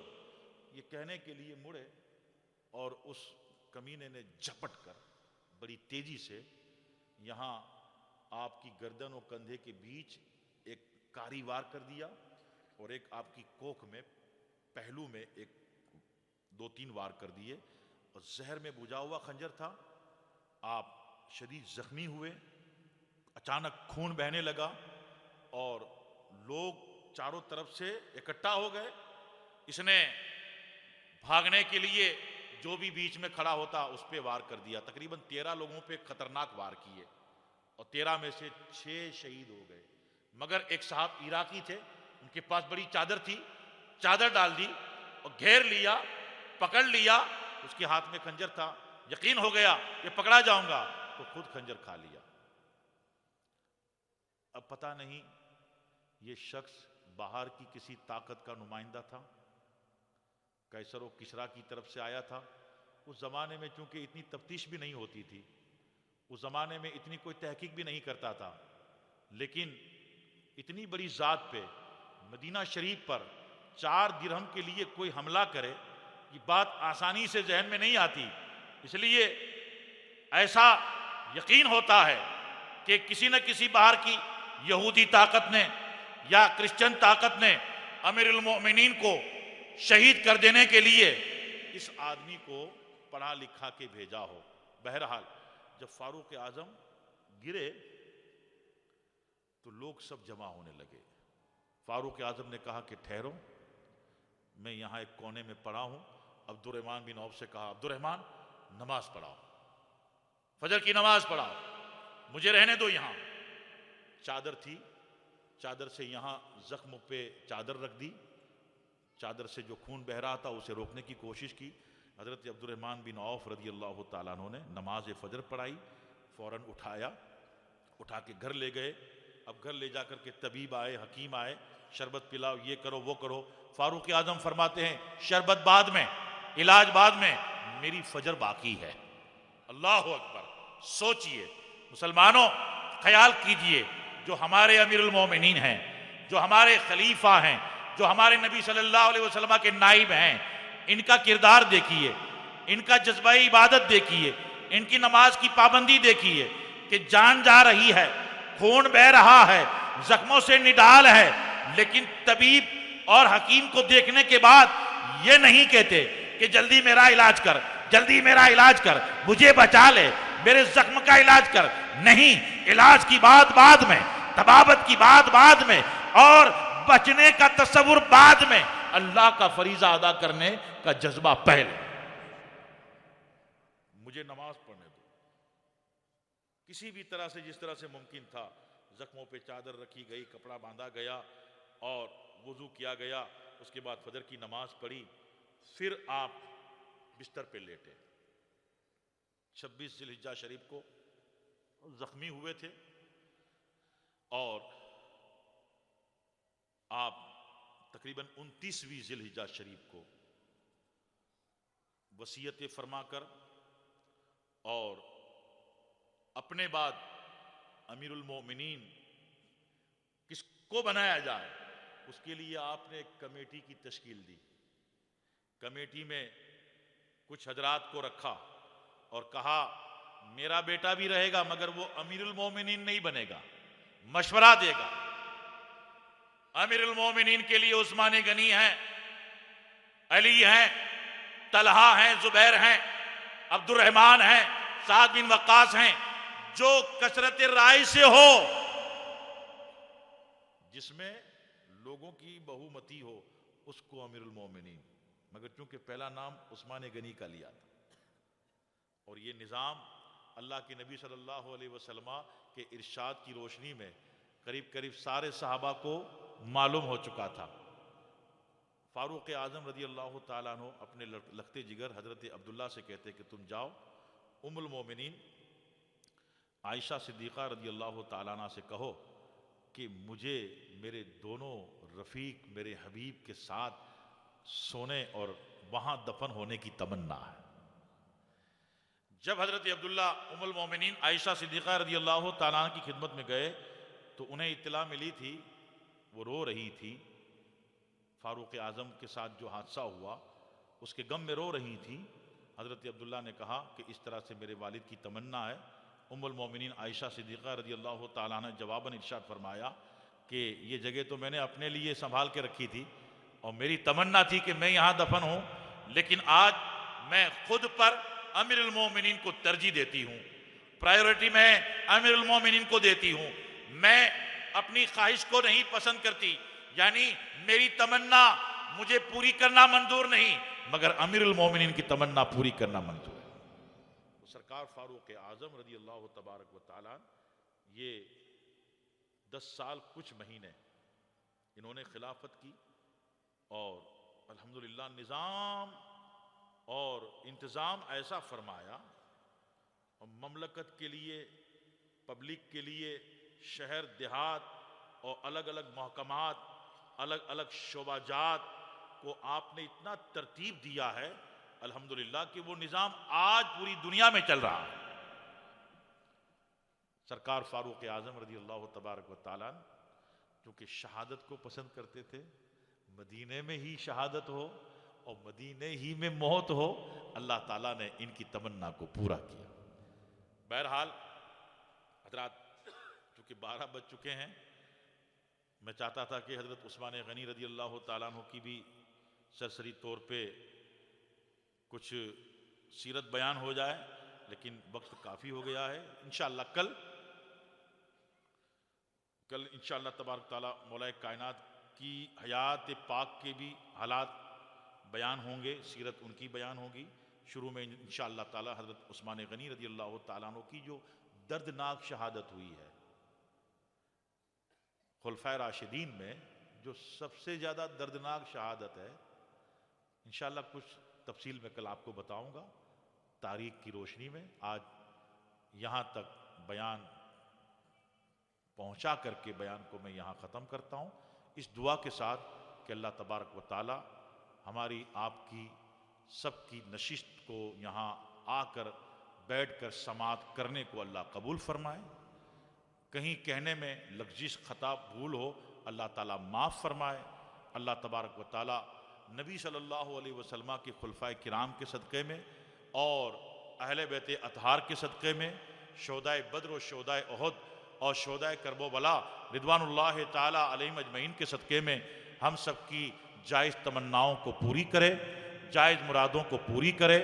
اللہ تبارک و تعالیٰ ایمان کے ساتھ, حسن عمل کے ساتھ, حسن کردار کے ساتھ, حسن روزگار کے ساتھ, محبت کے ساتھ زندگی عطا فرمائے اور دین کے ساتھ, اور محبت خلفائے راشدین, محبت صحابہ کرام, محبت اہل بیت اطہار, محبت شہدائے کرب و بلا رضوان اللہ تعالیٰ علیہم اجمعین کے ساتھ اللہ اٹھائے اور اللہ تعالیٰ اپنا فضل خاص دونوں جہان میں فرمائے. آمین یا رب العالمین. بحق نبی کا سید المرسلین وما علینا الا البلاغ. بعد اب کھڑے ہو جائیں صلاۃ والسلام کی.